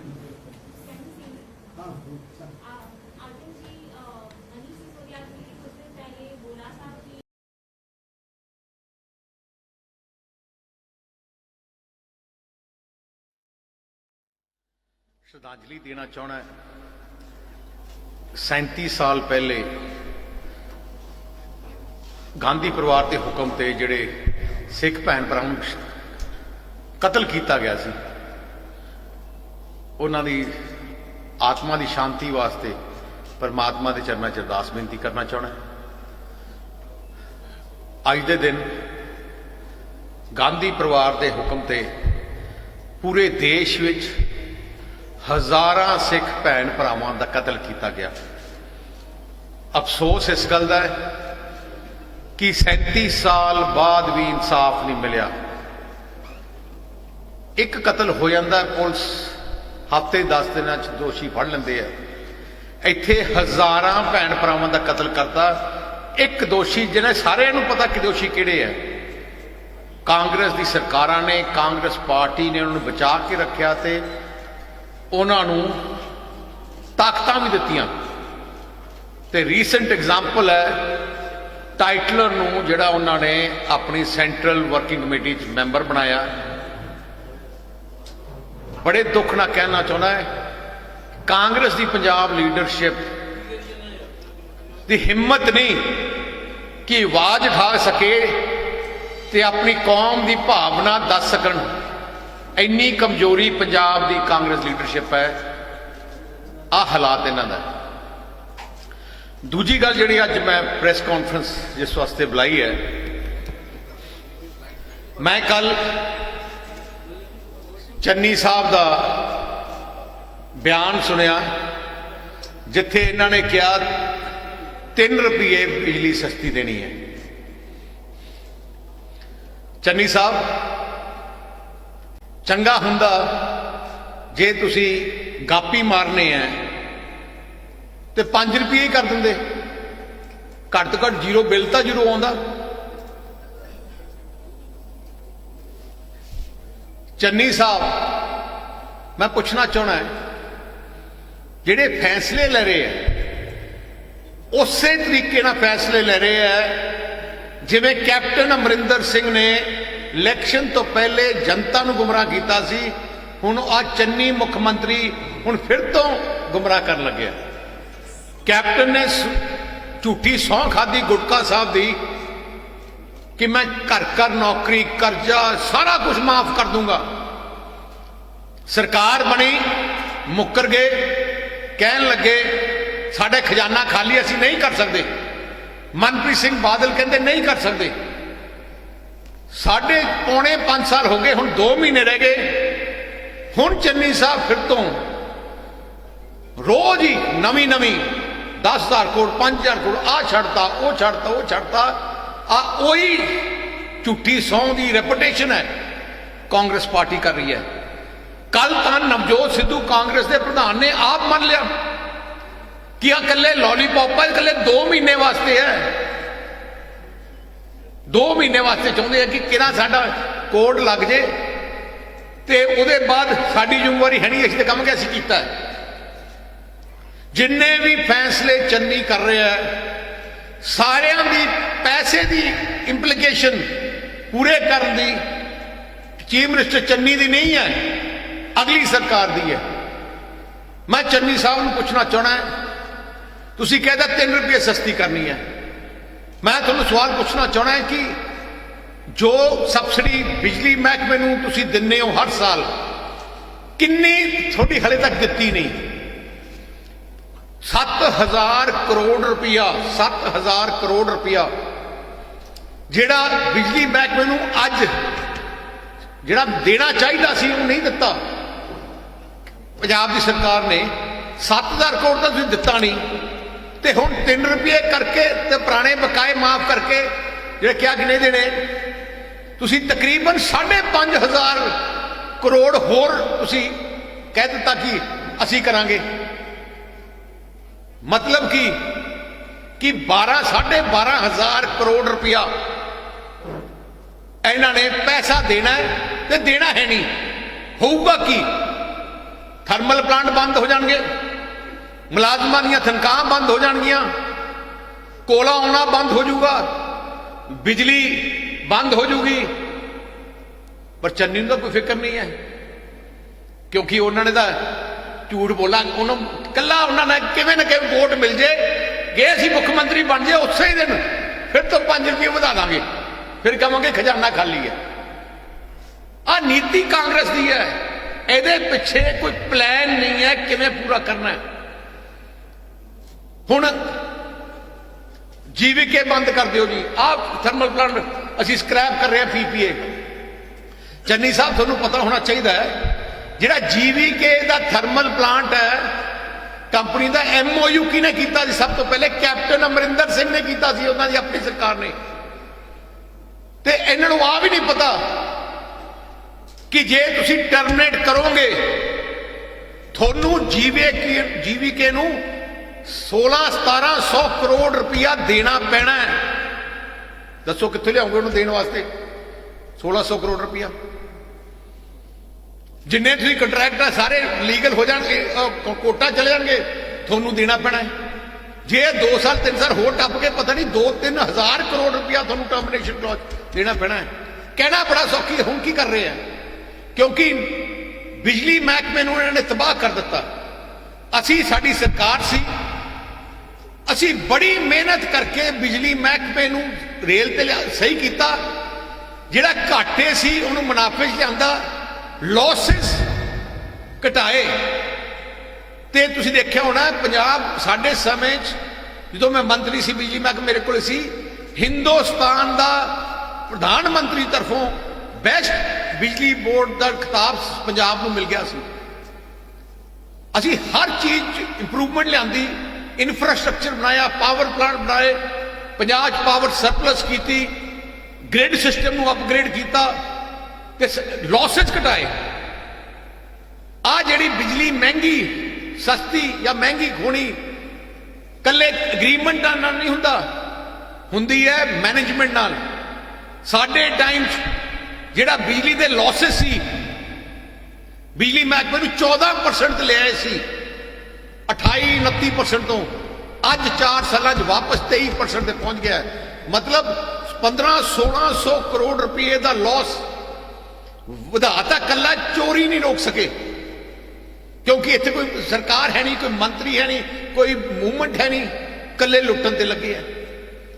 मैं तो पंजाब की जनता नूं कहना चाहना है, जिस तरीके नाल चन्नी सरकार लगी है तबाह कर रही है, जिवें पुराने जमाने ਕੋਈ ਰਾਜਾ ਜਿਹਦੇ ਕੋਈ ਕਿਤੇ ਹਮਲਾ ਹੋ ਜਾਂਦਾ ਹੈ ਤੇ ਉਹ ਭੱਜਦਾ ਹੈ ਤੇ ਸਾਰੇ ਪੁੱਲ ਸਾਰੀਆਂ ਚੀਜ਼ਾਂ ਤੋੜ ਕੇ ਚਲੇ ਆਉਂਦਾ ਹੈ। ਉਸੇ ਤਰੀਕੇ ਨਾਲ ਚੰਨੀ ਸਰਕਾਰ ਲੱਗੀ ਹੈ ਕਿ ਪੰਜਾਬ ਦਾ ਇਨਫਰਾਸਟ੍ਰਕਚਰ ਸਾਰਾ ਹੀ ਤੋੜ ਦਿਓ। ਮੈਂ ਪੁੱਛਣਾ ਚਾਹੁੰਦਾ ਚੰਨੀ ਸਾਹਿਬ ਨੂੰ, ਤੁਹਾਡਾ ਫਰਜ਼ ਸੀ ਪਿਛਲੇ ਇਹਨਾਂ 4 ਸਾਲਾਂ 'ਚ ਤੁਹਾਡੀ ਸਰਕਾਰ ਦਾ ਨਵੇਂ ਥਰਮਲ ਪਲਾਂਟ ਲਾਉਂਦੇ, ਸਸਤੇ ਥਰਮਲ ਪਲਾਂਟ ਲਾਉਂਦੇ, ਰੇਟ ਕਾਸਟ ਘਟਾਉਂਦੇ ਤੇ ਪੰਜਾਬ ਸਰਪਲਸ ਕਰਦੇ। ਬਿਜਲੀ ਸਰਪਲਸ ਸਟੇਟ ਨੂੰ ਡੈਫਿਸਿਟ ਸਟੇਟ ਬਣਾਤਾ ਤੇ 12 ਰੁਪਏ 14 ਰੁਪਏ 15 ਰੁਪਏ ਯੂਨਿਟ ਖਰੀਦੀ ਹੈ ਬਿਜਲੀ। ਜੇ ਜਿਵੇਂ ਕਹਿੰਦੇ ਆ ਕਿ ਅਸੀਂ ਇਹ ਬੰਦ ਕਰ ਦੇਂਗੇ, ਸਾਰੇ ਬੰਦ ਕਰ ਦਿਓ, ਪਰ ਫਿਰ ਕੀ ਹੋਊਗਾ? ਇੱਕ ਤਾਂ ਤੁਹਾਡੇ ਕੱਟ ਲੱਗਣਗੇ ਇੰਡਸਟਰੀ 'ਚ, ਤੁਹਾਡੇ ਘਰਾਂ 'ਚ ਕੱਟ ਲੱਗਣਗੇ ਤੇ ਵੱਡੀ ਗੱਲ ਹੋਰ ਹੈ ਕਿ 20 ਰੁਪਏ ਬਿਜਲੀ ਮਿਲਣੀ ਹੈ ਤੁਹਾਨੂੰ, 20 ਰੁਪਏ ਬਿਜਲੀ। ਪਰ ਚੰਨੀ ਨੂੰ ਤਾਂ ਸਮਝ ਹੀ ਨਹੀਂ, ਨਾ ਨਵਜੋਤ ਸਿੱਧੂ ਨੂੰ ਸਮਝ ਹੈ, ਨਾ ਕੋਸ਼ਿਸ਼ ਜਿੱਦ ਫੜ ਲਈ ਕਿ ਅਸੀਂ ਆਹ ਕਰਨਾ ਹੈ। ਮੈਂ ਕਹਿੰਦਾ ਜੋ ਕਰਨਾ ਕਰੋ, ਪਹਿਲੇ ਇੰਤਜ਼ਾਮ ਕਰੋ ਬਿਜਲੀ ਦਾ ਪੰਜਾਬ ਵਾਸਤੇ। ਪਹਿਲੇ ਗਰੰਟੀ ਦਿਓ ਕਿ ਤੁਹਾਨੂੰ ਤੁਸੀਂ 5000 ਮੈਗਾਵਾਟ ਤੁਸੀਂ ਬੰਦ ਕਰ ਰਹੇ हैं ਤੇ 5000 ਮੈਗਾਵਾਟ ਅਸੀਂ 2 ਰੁਪਏ ਤੇ 1.5 ਰੁਪਏ ਤੇ ਆ ਪ੍ਰਬੰਧ ਕਰਤਾ ਹੈ। ਬਗੈਰ ਪ੍ਰਬੰਧ ਕੀਤੇ ਤੁਸੀਂ ਇਕੱਲੇ 2 ਮਹੀਨੇ ਦੀ ਪੋਲੀਟੀਕਲ ਗੇਮ ਖੇਡ ਰਹੇ ਹੋ। ਆ ਬਹੁਤ ਵੱਡਾ ਤੁਸੀਂ ਪੰਜਾਬ ਦੇ ਇਨਫਰਾਸਟ੍ਰਕਚਰ ਤੇ ਪਿੱਠ ਤੇ ਛੁਰਾ ਮਾਰ ਰਹੇ ਹੋ, ਪੰਜਾਬੀਆਂ ਤੇ ਛੁਰਾ ਮਾਰ ਰਹੇ ਹੋ। ਤੇ ਮੈਂ ਪੰਜਾਬੀਆਂ ਨੂੰ ਬੇਨਤੀ ਕਰਨਾ ਚਾਹਣਾ ਹੈ, ਆ ਜਿਹੜਾ 3 ਰੁਪਏ ਦਾ ਡਰਾਮਾ ਹੈ, ਚੰਨੀ ਨੂੰ ਮੈਨੂੰ ਕੋਈ ਕਾਂਗਰਸੀ ਨਾਲ ਮੇਰੀ ਗੱਲ ਹੋਈ, ਉਹ ਕਹਿੰਦਾ ਅਸੀਂ ਤਾਂ ਇਕੱਲੇ ਇਲੈਕਸ਼ਨ ਤੱਕ ਹੀ ਹੈ ਅੱਜ 3 ਰੁਪਏ। ਮੈਂ ਕਿਹਾ 3 ਦੀ ਜਗ੍ਹਾ 5 ਹੀ ਕਰ ਦਿੰਦੇ, ਨਾਲੇ ਵਿਹਲੇ ਹੀ ਕਰ ਦਿੰਦੇ, ਸਾਰਿਆਂ ਨੂੰ ਫ੍ਰੀ ਕਰ ਦਿੰਦੇ। ਕਹਿੰਦੇ ਗਲਤੀ ਹੋਈ, ਆਹੀ ਕਰ ਦੇਣਾ ਸੀ। ਇਹਨਾਂ ਦਾ ਮਨ ਕੋਈ ਦਿਲੋਂ ਨਹੀਂ ਹੈ ਕਿ ਥੋੜੀ ਬਿਜਲੀ ਸਸਤੀ ਕਰਨੀ। ਆਹ ਤਾਂ ਪੰਜਾਬ ਦੀ ਜਨਤਾ ਨਾਲ ਠੱਗੀ ਮਾਰਨਾ ਚਾਹੁੰਦੇ ਆ ਵੋਟਾਂ ਕਾਰਨ। 4.5 ਸਾਲ ਲੁੱਟਿਆ, ਪੰਜਾਬ ਨੂੰ ਤਬਾਹ ਕੀਤਾ, ਇੱਕ ਚੀਜ਼ ਨਹੀਂ ਬਿਜਲੀ ਮਹਿਕਮੇ 'ਚ ਕੀਤੀ ਤੇ ਅੱਜ ਆਹ ਚੀਜ਼ ਦਿਖਾ ਕੇ ਫਿਰ ਤੋਂ ਵੋਟਾਂ ਲੈਣਾ ਚਾਹੁੰਦੇ ਆ। ਇਹ ਤੋਂ ਵੱਡਾ ਨੁਕਸਾਨ ਪੰਜਾਬ ਦਾ ਨਹੀਂ ਹੋਣਾ ਜੋ ਚੰਨੀ ਸਰਕਾਰ ਕਰ ਰਹੀ ਹੈ। ਤਰੀਕੇ ਆ ਕਰਨ ਦੇ ਬਿਜਲੀ ਨੂੰ ਸਸਤੀ ਕਰਨ ਦੇ, ਜੋ ਸਾਡੇ ਕੋਲੇ ਹੈ, ਜੋ ਅਸੀਂ ਮੈਨੇਜਮੈਂਟ ਕੀਤੀ ਸੀ, ਜਿਵੇਂ ਅਸੀਂ ਇਨਫਰਾਸਟ੍ਰਕਚਰ ਬਣਾਇਆ ਸੀ, ਲਾਸਸ ਘਟਾਏ ਸੀ, ਸਸਤੀ ਕੀਤੀ ਹੈ। ਜੋ ਅਸੀਂ 400 ਯੂਨਿਟ ਮਹੀਨੇ ਦੇ ਦੇਣ ਤੇ ਕੀ ਕਿਹਾ ਤੇ 800 ਯੂਨਿਟ ਨੂੰ ਸਾਡੇ ਕੋਲ ਪਲਾਨ ਹੈ ਕਿਵੇਂ ਕਰਨਾ ਹੈ। ਇੰਨਾ ਮੰਗੂ ਨਹੀਂ ਕਿ ਗਲਤ ਫੈਸਲੇ ਕਰੋ ਵਿਦਆਊਟ ਪਲਾਨ ਦੇ। ਦੂਜੀ ਗੱਲ, ਇਹਨਾਂ ਦੇ ਦੂਜੇ ਦੇਖ ਲਓ, ਹੁਣ EMPLOYEES ਹੈ। ਕੱਲ ਮੈਂ ਦੇਖ ਰਿਹਾ ਸੀ 11% ਤੋਂ ਉਹਨੇ 27% DA ਅਨਾਉਂਸ ਕਰ ਦਿੱਤਾ, 27-28। ਮੈਂ ਚੰਨੀ ਸਾਹਿਬ ਨੂੰ ਪੁੱਛਣਾ ਚਾਹਣਾ, ਪਿਛਲੇ 4 ਸਾਲਾਂ 'ਚ ਇੱਕ DA ਦੀ ਕਿਸ਼ਤ ਨਹੀਂ ਦਿੱਤੀ ਇਹਨਾਂ ਨੇ, ਇੱਕ DA ਦੀ ਕਿਸ਼ਤ ਨਹੀਂ ਦਿੱਤੀ ਤੇ ਫਿਰ ਅਨਾਉਂਸ ਕਰ ਕਿਉਂ ਕਰ, ਫਾਇਦਾ ਕੀ ਹੈ? ਆਪਣੀ ਸਰਕਾਰ ਦੇ ਦੌਰਾਨ 5 ਸਾਲਾਂ 'ਚ ਇੱਕ DA ਦੀ ਕਿਸ਼ਤ ਨਹੀਂ ਦਿੱਤੀ। ਹਰ ਸਾਲ ਕਹਿੰਦੇ 11%, 20%, ਐਗਤੀ 28 ਕਹਤਾ। ਫਿਰ ਝੂਠ ਦੇ ਉੱਤੇ ਝੂਠ ਦੇ ਉੱਤੇ ਝੂਠ। ਅੱਜ ਜੇ ਹਿਸਾਬ ਜੋੜੋ ਤਕਰੀਬਨ 5000 ਕਰੋੜ ਰੁਪਇਆ ਬਕਾਇਆ ਏਰੀਅਰਸ ਹੈ ਪੰਜਾਬ ਦੇ EMPLOYEES ਦੇ। ਚੰਨੀ ਸਾਹਿਬ ਸਭ ਤੋਂ ਪਹਿਲੇ ਉਹ ਦਿਓ। EMPLOYEES ਜੋ ਉਹਨਾਂ ਦੇ ਕੋਲੇ ਡਿਊ ਆ ਉਹ ਚਾਹੁੰਦੇ ਆ ਪਹਿਲੇ। ਜੇ ਤੁਹਾਡੇ ਕੋਲੇ ਖਜ਼ਾਨੇ 'ਚ ਹੈ 5000 ਕਰੋੜ ਉਹ ਦਿਓ ਤੁਸੀਂ। ਹੁਣ ਤੁਸੀਂ ਦੇਖੋ ਅੱਜ ਇਹਨਾਂ ਨੇ ਪਹਿਲੇ ਕਹਿਤਾ ਸੀ ਕਿ ਗੰਨੇ ਦਾ 300 ਤੋਂ 365 ਰੁਪਏ, ਉੱਥੇ ਕਰਤਾ ਕਿ ਉਹ ਸਰਕਾਰ ਡਿਫਰੈਂਸ ਦਊਗੀ। ਜਿਹੜੀਆਂ ਫੈਕਟਰੀਆਂ ਨੇ ਦੇਣੀਆਂ ਸੀ ਪ੍ਰਾਈਵੇਟ ਦਾ, ਉਹ ਵੀ ਸਰਕਾਰ ਨੇ ਲੈ ਲਿਆ, ਕਿਉਂਕਿ ਹੁਣ ਪਤਾ ਕਿ ਇਹਨਾਂ ਨੇ ਚੰਨੀ ਦਾ ਕੁਝ ਨਹੀਂ ਦੇਣਾ, ਅਗਲੀ ਸਰਕਾਰ ਨੇ ਦੇਣਾ, ਕਿਉਂਕਿ ਗੰਨੇ ਦੀ ਫਸਲ ਆਊਗੀ, ਪੇਮੈਂਟ ਆਉਣੀ ਅਗਲੇ ਸਾਲ। ਸੋ ਜਿੰਨੇ ਹੀ ਫੈਸਲੇ ਕਰ ਰਹੇ ਆ ਅੱਜ ਤੱਕ, ਜੋ ਕਰਾਉਣਾ ਕੁਝ ਮਰਜ਼ੀ ਕਰਾ ਲਓ, ਜਿਹੜਾ ਮਰਜ਼ੀ। ਇੱਥੇ ਸਰਕਾਰ ਨੇ ਦੁਕਾਨਾਂ ਖੋਲੀਆਂ, ਜੋ ਕੰਮ ਕਰਾਉਣਾ ਹੈ, ਜੋ ਲਾਇਸੈਂਸ ਲੈਣਾ ਹੈ, ਆਓ ਪੈਸੇ ਦਿਓ, ਲਓ ਚੱਕੋ। ਇਹ ਜੀ ਹਾਲਾਤ। ਮੈਂ ਮਨਪ੍ਰੀਤ ਸਿੰਘ ਬਾਦਲ ਨੂੰ ਪੁੱਛਣਾ ਚਾਹਣਾ ਸਵਾਲ। ਸਰ, ਮਨਪ੍ਰੀਤ ਸਿੰਘ ਬਾਦਲ ਨੇ ਜਦੋਂ ਪਹਿਲੀ ਵਾਰ ਸਹੁੰ ਚੁੱਕੀ, ਕਹਿੰਦਾ ਮੈਂ ਪੰਜਾਬ ਨੂੰ ਸਹੀ ਰਾਹ ਤੇ ਲੈ ਕੇ ਆਉਂਗਾ, ਉਹ ਸਬਸਿਡੀਆਂ ਦੇ ਖਿਲਾਫ ਸੀ। ਹੁਣ ਕਿਉਂ ਸਬਸਿਡੀਆਂ ਦੇ ਸਭ ਤੋਂ ਅੱਗੇ ਹੋਏ ਪਏ? ਦੂਜੀ ਗੱਲ, ਕਹਿੰਦਾ ਮੈਂ ਕਰਜ਼ਾ ਘਟਾਊਂਗਾ, ਮੈਂ ਸਹੀ ਰਾਹ ਤੇ ਲੈ ਕੇ ਆਉਂਗਾ। ਆ ਮੈਂ ਤੁਹਾਨੂੰ ਫਿਗਰ ਦੇਣਾ ਚਾਹਣਾ, ਆਫੀਸ਼ੀਅਲ ਫਿਗਰ ਪੰਜਾਬ ਦੇ ਕਰਜ਼ੇ ਦੀ।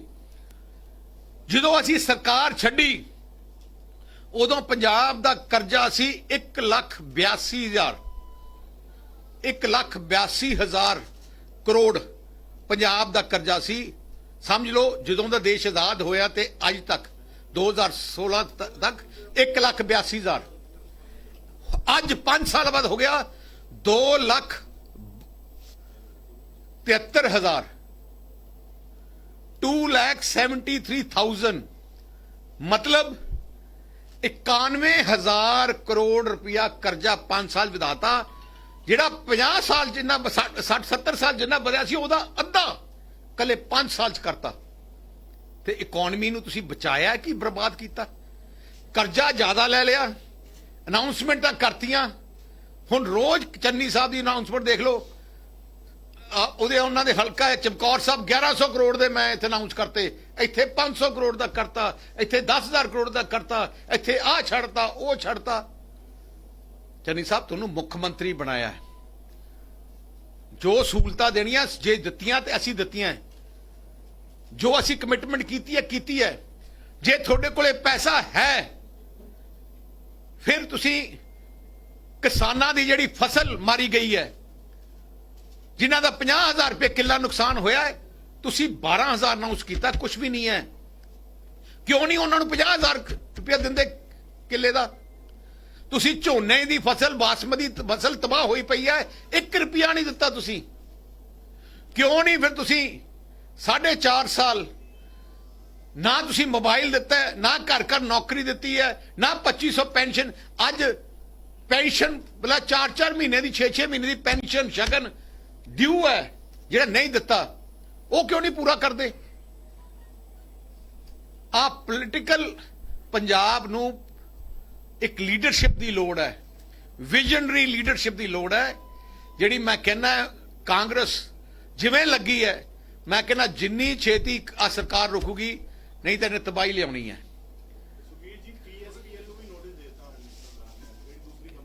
ਕਿਹੜਾ? ਮੈਂ ਉਹੀ ਕਹਿਣਾ ਚਾਹਣਾ, ਇਹਨਾਂ ਨੂੰ ਵੀ ਪਤਾ ਹੈ, ਕਾਂਗਰਸ ਨੂੰ ਪਤਾ ਹੈ ਕਿ ਇਹਨਾਂ ਨੋਟਿਸ ਦਾ ਕੁਝ ਨਹੀਂ ਹੋਣਾ, ਪਰ ਇਹਨਾਂ ਨੂੰ ਆ ਨਹੀਂ ਪਤਾ ਕਿ ਜੇ ਇਹਨਾਂ ਦੀ ਐਗਰੀਮੈਂਟ ਚ ਹੈ ਕਿ ਫਿਕਸ ਚਾਰਜ ਤੁਹਾਨੂੰ ਦੇਣੇ ਪੈਣੇ ਆ, ਤੁਸੀਂ ਬਿਜਲੀ ਕਿੱਥੋਂ ਲੈ ਕੇ ਆਓਗੇ? ਤੁਸੀਂ 2 ਰੁਪਏ 90 ਪੈਸੇ ਜਿਹੜਾ ਤੁਹਾਨੂੰ ਮਿਲ ਰਹੀ ਹੈ ਬਿਜਲੀ 86 ਪੈਸੇ, ਉਹਨੂੰ ਬੰਦ ਕਰਕੇ 12 ਰੁਪਏ ਦੀ ਬਿਜਲੀ ਖਰੀਦ ਰਹੇ ਹੋ। ਇਹ ਤੋਂ ਮਾੜੀ ਇਕਨੋਮਿਕਸ ਮੈਂ ਨਹੀਂ ਦੇਖਿਆ। ਕਰਨਾ ਤੁਸੀਂ ਕਰ ਦਿਓ, ਤੁਸੀਂ ਸੜਕਾਂ ਵੀ ਪੱਟ ਦਿਓ, ਤੁਸੀਂ ਫੈਕਟਰੀਆਂ ਵੀ ਬੰਦ ਕਰ ਦਿਓ, ਇਹਦਾ ਮਤਲਬ ਨਹੀਂ ਹੈ। ਪੰਜਾਬ ਚਾਹੁੰਦਾ ਜਿਹੜਾ ਚੀਜ਼ਾਂ ਇੱਥੇ ਬਣਾਏ। ਇਹਨਾਂ ਨੇ ਸੇਵਾ ਕੇਂਦਰ ਬੰਦ ਕੀਤੇ ਜੋ ਸਰਕਾਰ ਆਈ, ਕਹਿੰਦੇ ਜੀ 200 ਕਰੋੜ ਖਰਚਾ ਹੁੰਦਾ ਹੈ। 200 ਕਰੋੜ ਕਿਸ ਵਾਸਤੇ? ਲੋਕਾਂ ਦੀ ਭਲਾਈ ਵਾਸਤੇ। ਉਦੋਂ ਕਿਉਂ ਕਿਹਾ ਤੁਸੀਂ ਸੇਵਾ ਕੇਂਦਰ ਬੰਦ ਕਰਤੇ? ਆ ਜਿਹੜੀ ਸਰਕਾਰ ਹੈ ਇਹਨਾਂ ਨੇ ਬੰਦ ਹੀ ਕੀਤੇ ਹੈ, ਕੋਈ ਨਵੀਂ ਚੀਜ਼ ਨਹੀਂ ਬਣਾਈ।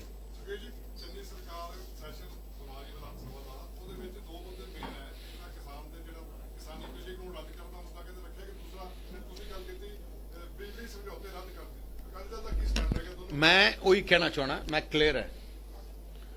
पहले गल BS अपने कानून काले कानून ते असी पहले भी कहा सी कि जेला पहला सैशन किया सी इन्होंने कानून रद्द करन दे, असी क्यों ड्रामा है, अज प्रूव नहीं हो गया ड्रामा है। तुसी चन्नी दा अपने आप ही टैलीफोन ते सुनिया हुंदा सी, राज्यपाल नूं कह रहा है कि जी असी उदों ना कीता, पूरा कानून नहीं रद्द किया, शायद साडी सरकार चले जाती। ਅਸੀਂ ਉਦੋਂ ਵੀ ਕਿਹਾ ਸੀ ਇਹ ਠੱਗੀ ਮਾਰ ਰਿਹਾ, ਹੁਣ ਵੀ ਠੱਗੀ ਮਾਰ ਰਿਹਾ। ਆ ਜਿਹੜਾ ਹੈਗਾ ਰੱਦ ਕਰਕੇ ਇਹਨਾਂ ਨੂੰ ਕਹੋ ਜਿਹੜਾ ਐਕਟ ਇਹਨਾਂ ਨੇ ਬਣਾਇਆ, ਪੰਜਾਬ ਸਰਕਾਰ ਨੇ ਆਪਣਾ ਐਕਟ ਬਣਾਇਆ, ਉਹਨੂੰ ਕਿਉਂ ਨਹੀਂ ਰੱਦ ਕਰਦੇ? ਜਿਹੜਾ ਇਹਨਾਂ ਦੇ ਰਾਹੁਲ ਗਾਂਧੀ ਦੇ ਚੋਣ ਪੱਤਰ ਵਿੱਚ ਜਿਹੜਾ ਲਿਖਿਆ ਆ ਤਿੰਨੇ ਕਾਨੂੰਨ ਬਾਰੇ, ਰਾਹੁਲ ਗਾਂਧੀ ਨੇ ਆਪਣੇ ਚੋਣ ਪੱਤਰ 'ਚ ਲਿਖਿਆ ਕਿ ਅਸੀਂ ਦੇਸ਼ 'ਚ ਲਾਗੂ ਕਰਾਵਾਂਗੇ, ਉਹ ਚੋਣ ਪੱਤਰ ਕਿਉਂ ਨਹੀਂ रद्द कर दे? अपना मैनिफेस्टो रद्द करन के जिथे लिखा है। ते जेड़ी BSF वाली गल है, रेजोल्यूशन पास करके नहीं, मैं चैलेंज करदा जे हमदर्द है चन्नी साहब कैबिनेट मीटिंग लियाउण, पंजाब कैबिनेट फैसला करे कि असी पंजाब पुलिस नूं डायरेक्ट करदे हैं, कैबिनेट दा एग्जैक्टिव फैसला है कि BSF नूं 50 ਕਿਲੋਮੀਟਰ ਦੇ ਅੰਦਰ ਆਪਰੇਟ ਨਹੀਂ ਕਰਨ ਦੇਣਾ। ਆ ਕੈਬਨਿਟ ਦਾ ਡਿਸੀਜਨ ਹੋਣਾ ਚਾਹੀਦਾ ਹੈ।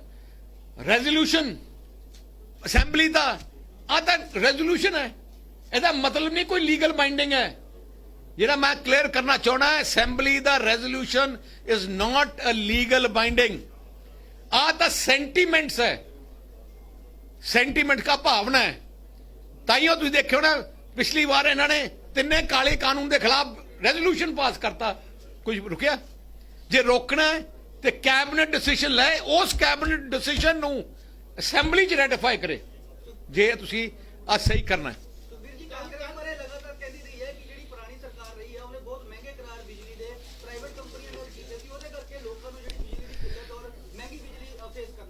ਅਸੀਂ 2 ਥਰਮਲ ਪਲਾਂਟ ਲਾਏ, ਤਲਵੰਡੀ ਸਾਬੋ ਤੇ ਰਾਜਪੁਰਾ।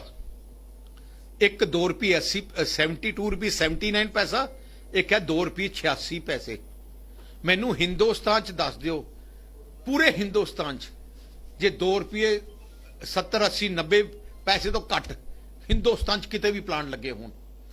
ਮੈਂ ਪੁੱਛਣਾ ਚਾਹਣਾ ਇਹਨਾਂ ਨੂੰ, 2 ਰੁਪਏ 90 ਪੈਸੇ ਤਾਂ ਮਹਿੰਗੇ ਲੱਗਦੇ ਐ, ਤੇ ਜਿਹੜਾ 14 ਰੁਪਏ ਦੇ ਖਰੀਦ ਰਹੇ ਆ ਬਾਹਰੋਂ ਉਹ ਸਸਤਾ ਹੈ।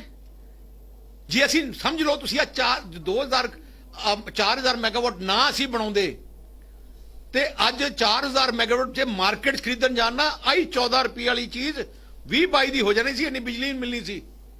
ਪੰਜਾਬ ਨੂੰ ਸੈਲਫ ਸਫੀਸ਼ੀਐਂਟ ਕੀਤਾ ਸੀ, ਪੰਜਾਬ ਦੀ ਆਪਣੀ ਨੀਂਹ ਖੜੀ ਕੀਤੀ। ਆ ਆਪਣੀ ਨੀਂਹ ਨੂੰ ਕਮਜ਼ੋਰ ਕਰਨਾ ਚਾਹੁੰਦੇ ਆ, ਲੋਕਾਂ ਨੂੰ ਗੁੰਮਰਾਹ ਕਰਨਾ ਚਾਹੁੰਦੇ ਆ। ਮੈਨੂੰ ਦੱਸਣ ਪੂਰੇ ਦੇਸ਼ ਵਿੱਚ ਕਿੱਥੇ 2 ਰੁਪਏ 80 ਪੈਸੇ ਤੋਂ ਸਸਤਾ ਥਰਮਲ ਪਲਾਂਟ ਕਿਤੇ ਲੱਗਿਆ ਹੋਏ। ਐਨ ਇੱਕ ਹੋਰ ਵੀ ਦੱਸਣਾ ਚਾਹਣਾ ਹੈ, ਸੋਲਰ ਤੇ ਥਰਮਲ 'ਚ ਫਰਕ ਕੀ ਹੈ। ਥਰਮਲ ਤੋਂ 24 ਘੰਟੇ ਬਿਜਲੀ ਪ੍ਰੋਡਿਊਸ ਹੁੰਦੀ ਹੈ, ਥਰਮਲ ਤੋਂ ਕੱਲੀ ਦਿਨੇ ਦਿਨੇ ਹੁੰਦੀ ਹੈ। ਤੁਸੀਂ ਜੇ ਸੋਚਦੇ ਨਾ ਕੱਲਾ ਸਾਰਾ ਸੋਲਰ ਲਾ ਲਓਗੇ, ਉਹ ਨਹੀਂ ਹੋ ਸਕਦਾ। ਉਹ ਤਾਂ ਜੇ ਬੱਦਲ ਆ ਕੇ ਘਟ ਜੂਗੀ, ਦੂਜੀ ਆ ਕੇ ਘਟ ਜੂਗੀ। ਤੋ ਇਸ ਕਰਕੇ ਤੁਹਾਨੂੰ ਥਰਮਲ ਮੈਂ ਕਿਹਾ ਕਰ ਲੈਣ, ਮੈਨੂੰ ਕੋਈ ਆਬਜੈਕਸ਼ਨ ਨਹੀਂ ਹੈ ਕਿ ਕਰ ਲੈਣ, ਪਰ ਕਰਨ ਤੋਂ ਪਹਿਲੇ 2-3 ਧਿਆਨ ਰੱਖਣ। ਕੀ ਹੋਰ ਕੋਈ ਬੰਦਾ ਆਊਗਾ ਇੱਥੇ ਲਾਉਣ ਵਾਸਤੇ? ਕਿਉਂਕਿ ਇੱਕ ਬੰਦੇ ਦਾ ਤੁਸੀਂ ਲੈਜਿਟੀਮੇਟ ਥਰਮਲ ਪਲਾਂਟ ਤੁਸੀਂ ਕੈਂਸਲ ਕਰਤਾ, ਕਿ ਹੋਰ ਕੋਈ ਤੁਹਾਡੇ ਇਨਵੈਸਟ ਕਰਨ ਆਊਗਾ? ਪਹਿਲੀ ਗੱਲ। ਦੂਜੀ ਗੱਲ, ਕੀ ਕੋਈ ਤੁਸੀਂ ਇੰਤਜ਼ਾਮ ਕਰ ਲਿਆ? ਕੀ ਤੁਸੀਂ ਜੇ ਕਰਨਾ ਪਹਿਲੇ ਪਲਾਂਟ ਲਾ ਲਓ, ਸਿਕਿਉਰ ਕਰ ਲਓ ਪੰਜਾਬ ਨੂੰ, ਉਹਦੇ ਬਾਅਦ ਜੋ ਮਰਜ਼ੀ ਕਰੋ। ਐ ਨਹੀਂ ਹੈ ਕਿ ਬੰਦ ਕਰਕੇ ਸੜਕ ਪਹਿਲੇ ਤੋੜ ਦਿਓ, ਨਵੀਂ ਸੜਕ ਬਣਾਉਣ ਤੋਂ ਪਹਿਲੇ ਫਿਰ ਕਹਿੰਦਾ ਸੜਕ ਜਦੋਂ ਤੁਰਾਂਗੇ ਆਪਾਂ ਕਿਵੇਂ।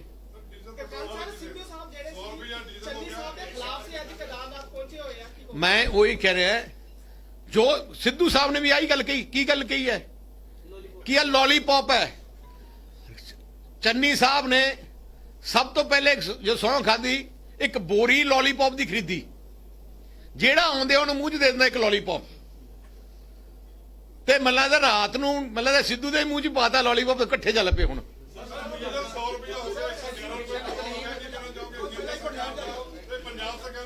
ਮੈਂ ਉਹੀ ਕਹਿਣਾ ਚਾਹਣਾ, ਮੈਂ ਪੰਜਾਬ ਜੇ ਸਿੱਧੂ ਮੈਂ ਚੰਨੀ ਸਾਹਿਬ ਨੂੰ ਕਹਿਣਾ ਚਾਹਣਾ, ਇੱਕ ਹੋਰ ਲੋਲੀਪੌਪ ਦੇ ਦਿਓ, ਘੱਟ ਤੋਂ ਘੱਟ 20 ਰੁਪਏ ਸਸਤੀ ਤਾਂ ਪੈਟਰੋਲ ਤੇ ਡੀਜ਼ਲ ਕਰ ਦਿਓ। 20 ਰੁਪਏ ਸਸਤੀ ਪੈਟਰੋਲ ਡੀਜ਼ਲ ਵੀ ਕਰੋ। ਮੈਂ ਕਿਹਾ ਕਰੋ, ਵੈਟ ਖਤਮ ਕਰ ਦਿਓ। 22% ਵੈਟ ਹੈ ਪੰਜਾਬ ਦਾ। 20 ਰੁਪਏ ਸਸਤੀ ਪੈਟਰੋਲ ਹੋ ਜਾਊਗਾ, 20 ਰੁਪਏ ਸਸਤਾ ਡੀਜ਼ਲ ਹੋ ਜਾਊਗਾ। ਮੈਂ ਬੇਨਤੀ ਕਰਦਾ ਉਹ ਵੀ ਕਰ ਦਿਓ।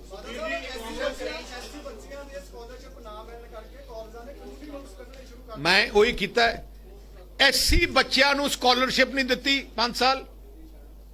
ਉਹ ਉਹਨਾਂ ਨੂੰ ਯਾਦ ਨਹੀਂ, ਜਿੱਥੇ 4 ਲੱਖ ਬੱਚੇ ਪੜ੍ਹਦੇ ਸੀ ਉਹਨਾਂ ਨੂੰ ਘਰੋਂ ਕੱਢ ਦਿੱਤਾ, ਉਹ ਯਾਦ ਨਹੀਂ। ਜਿਹੜੇ ਇਹਨਾਂ ਦੇ ਵਾਅਦੇ ਸੀ 4 ਸਾਲ 'ਚ, ਕੋਈ ਯਾਦ ਨਹੀਂ। ਆ 2 ਮਹੀਨੇ ਝੂਠ ਬੋਲ ਕੇ, ਝੂਠੇ ਵਾਅਦੇ ਕਰਕੇ ਆ ਲੱਗੇ ਐ।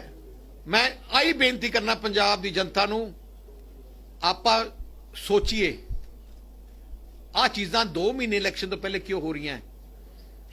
ਜੇ ਸਿੰਸੀਅਰ ਹੁੰਦੇ ਚੰਨੀ ਸਾਹਿਬ 3 ਰੁਪਏ ਯੂਨਿਟ 4 ਸਾਲ ਪਹਿਲੇ ਕਰ ਦਿੰਦੇ, ਫਿਰ ਅਸੀਂ ਮੰਨਦੇ ਹਾਂ ਇਹਨਾਂ ਨੇ ਆਪਣਾ ਆ ਦਿਲੋਂ ਦਰਦ ਹੈ। ਹੁਣ ਕਰਨਾ ਕੱਲੇ ਵੋਟ ਕਰਕੇ ਹੈ। Thank you. ਦੱਸਿਓ ਜੀ ਜਿਹੜੇ ਆ ਗਏ ਆ ਬਦਰੀਨਾਥ ਤੇ ਕੇਦਾਰਨਾਥ ਆ ਸਾਰੀ ਕਾਂਗਰਸ ਦੀ ਟੀਮ ਤੋਂ ਸਮਝੌਤਾ ਕਰਨ ਕੀ ਹੈ ਤੁਹਾਡੀ ਕਮੇਟੀ? ਉਹ ਦੋਨਾਂ ਨੂੰ ਨਾ ਸਹੁੰ ਪਾਉਣਗੇ ਉੱਥੇ, ਸਹੁੰ ਪਾਉਣ ਗਏ ਆ ਦੋਨਾਂ ਦੀ ਕਿ ਹੁਣ ਇੱਕ ਦੂਜੇ ਨਾਲ ਲੜਨੇ ਨਹੀਂ, ਹੁਣ ਆ ਕੇ ਦੇਖੋਗੇ ਕਿੰਨੀ ਸੱਸ ਨੂੰ ਮਨਾ ਲੈਣਗੇ।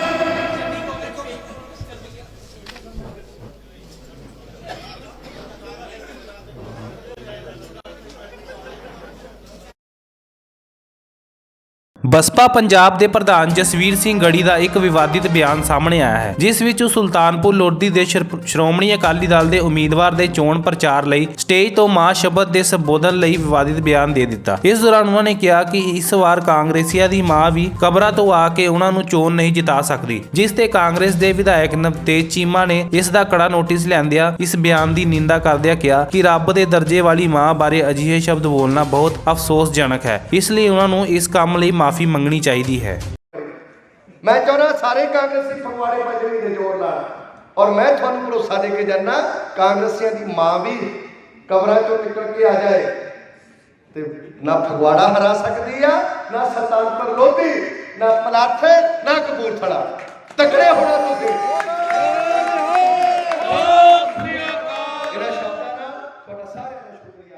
ਜਿਹੜੇ ਬੰਦੇ ਨੂੰ ਇੰਨੀ ਅਕਲ ਨਹੀਂ ਵੀ ਮਾਂ ਦਾ ਦਰਜਾ ਰੱਬ ਜਿੱਡਾ ਦਰਜਾ ਦਿੱਤਾ, ਔਰ ਕਿਸੇ ਦੀ ਮਾਂ ਹੋਵੇ, ਮੈਂ ਕਹਿੰਦਾ ਗੜੀ ਸਾਹਿਬ ਦੀ ਮਾਂ ਹੋਵੇ, ਭਾਵੇਂ ਕਿਸੇ ਸੁਖਬੀਰ ਬਾਦਲ ਦੀ ਮਾਂ ਹੋਵੇ, ਉਹ ਦਰਜਾ ਰੱਬ ਜਿੰਨਾ ਦਿੱਤਾ ਹੁੰਦਾ, ਸਤਿਕਾਰ ਕਰਨਾ ਚਾਹੀਦਾ। ਜਿਹੜਾ ਲੀਡਰ ਇਹੋ ਜਿਹੀ ਗੱਲ ਕਰੂਗਾ ਉਹ ਤੇ ਫਿਰ ਉਹਨੂੰ ਅਕਲ ਹੀ ਹੈ ਨਹੀਂ, ਬਿਲਕੁਲ ਹੀ ਉਸ ਬੰਦੇ ਨੂੰ ਕੋਈ ਸੈਂਸ ਹੀ ਨਹੀਂ ਵੀ ਲੇਡੀਜ਼ ਦੀ ਇੰਨਾ ਕੁ ਇਹ ਸਤਿਕਾਰ ਕਰਦੇ ਆ। ਇਹ ਪਾਰਟੀ ਲੇਡੀਜ਼ ਦਾ ਜਿਤਨਾ ਕਹਦੇ ਸਿਰ ਤੇ, ਜੇ ਤੁਸੀਂ ਆਪਣੇ ਮਾਂ ਦਾ ਸਤਿਕਾਰ ਨਹੀਂ ਕਰਦੇ, ਜੇ ਤੁਸੀਂ ਕਿਸੇ ਦੀ ਵੀ ਮੰਨ ਲਓ ਦੁਸ਼ਮਣ ਦੀ ਵੀ ਮਾਂ ਹੋਵੇ ਤੇ ਉਹਦਾ ਵੀ ਸਤਿਕਾਰ ਨਹੀਂ ਕਰਦੇ, ਤੇ ਫਿਰ ਤੇ ਤੁਸੀਂ ਕਾਬਲ ਹੀ ਨਹੀਂ ਇਸ ਵੀ ਤੁਸੀਂ ਸਟੇਜ ਤੇ ਚੜ੍ਹ ਕੇ ਬੋਲ ਸਕੋ।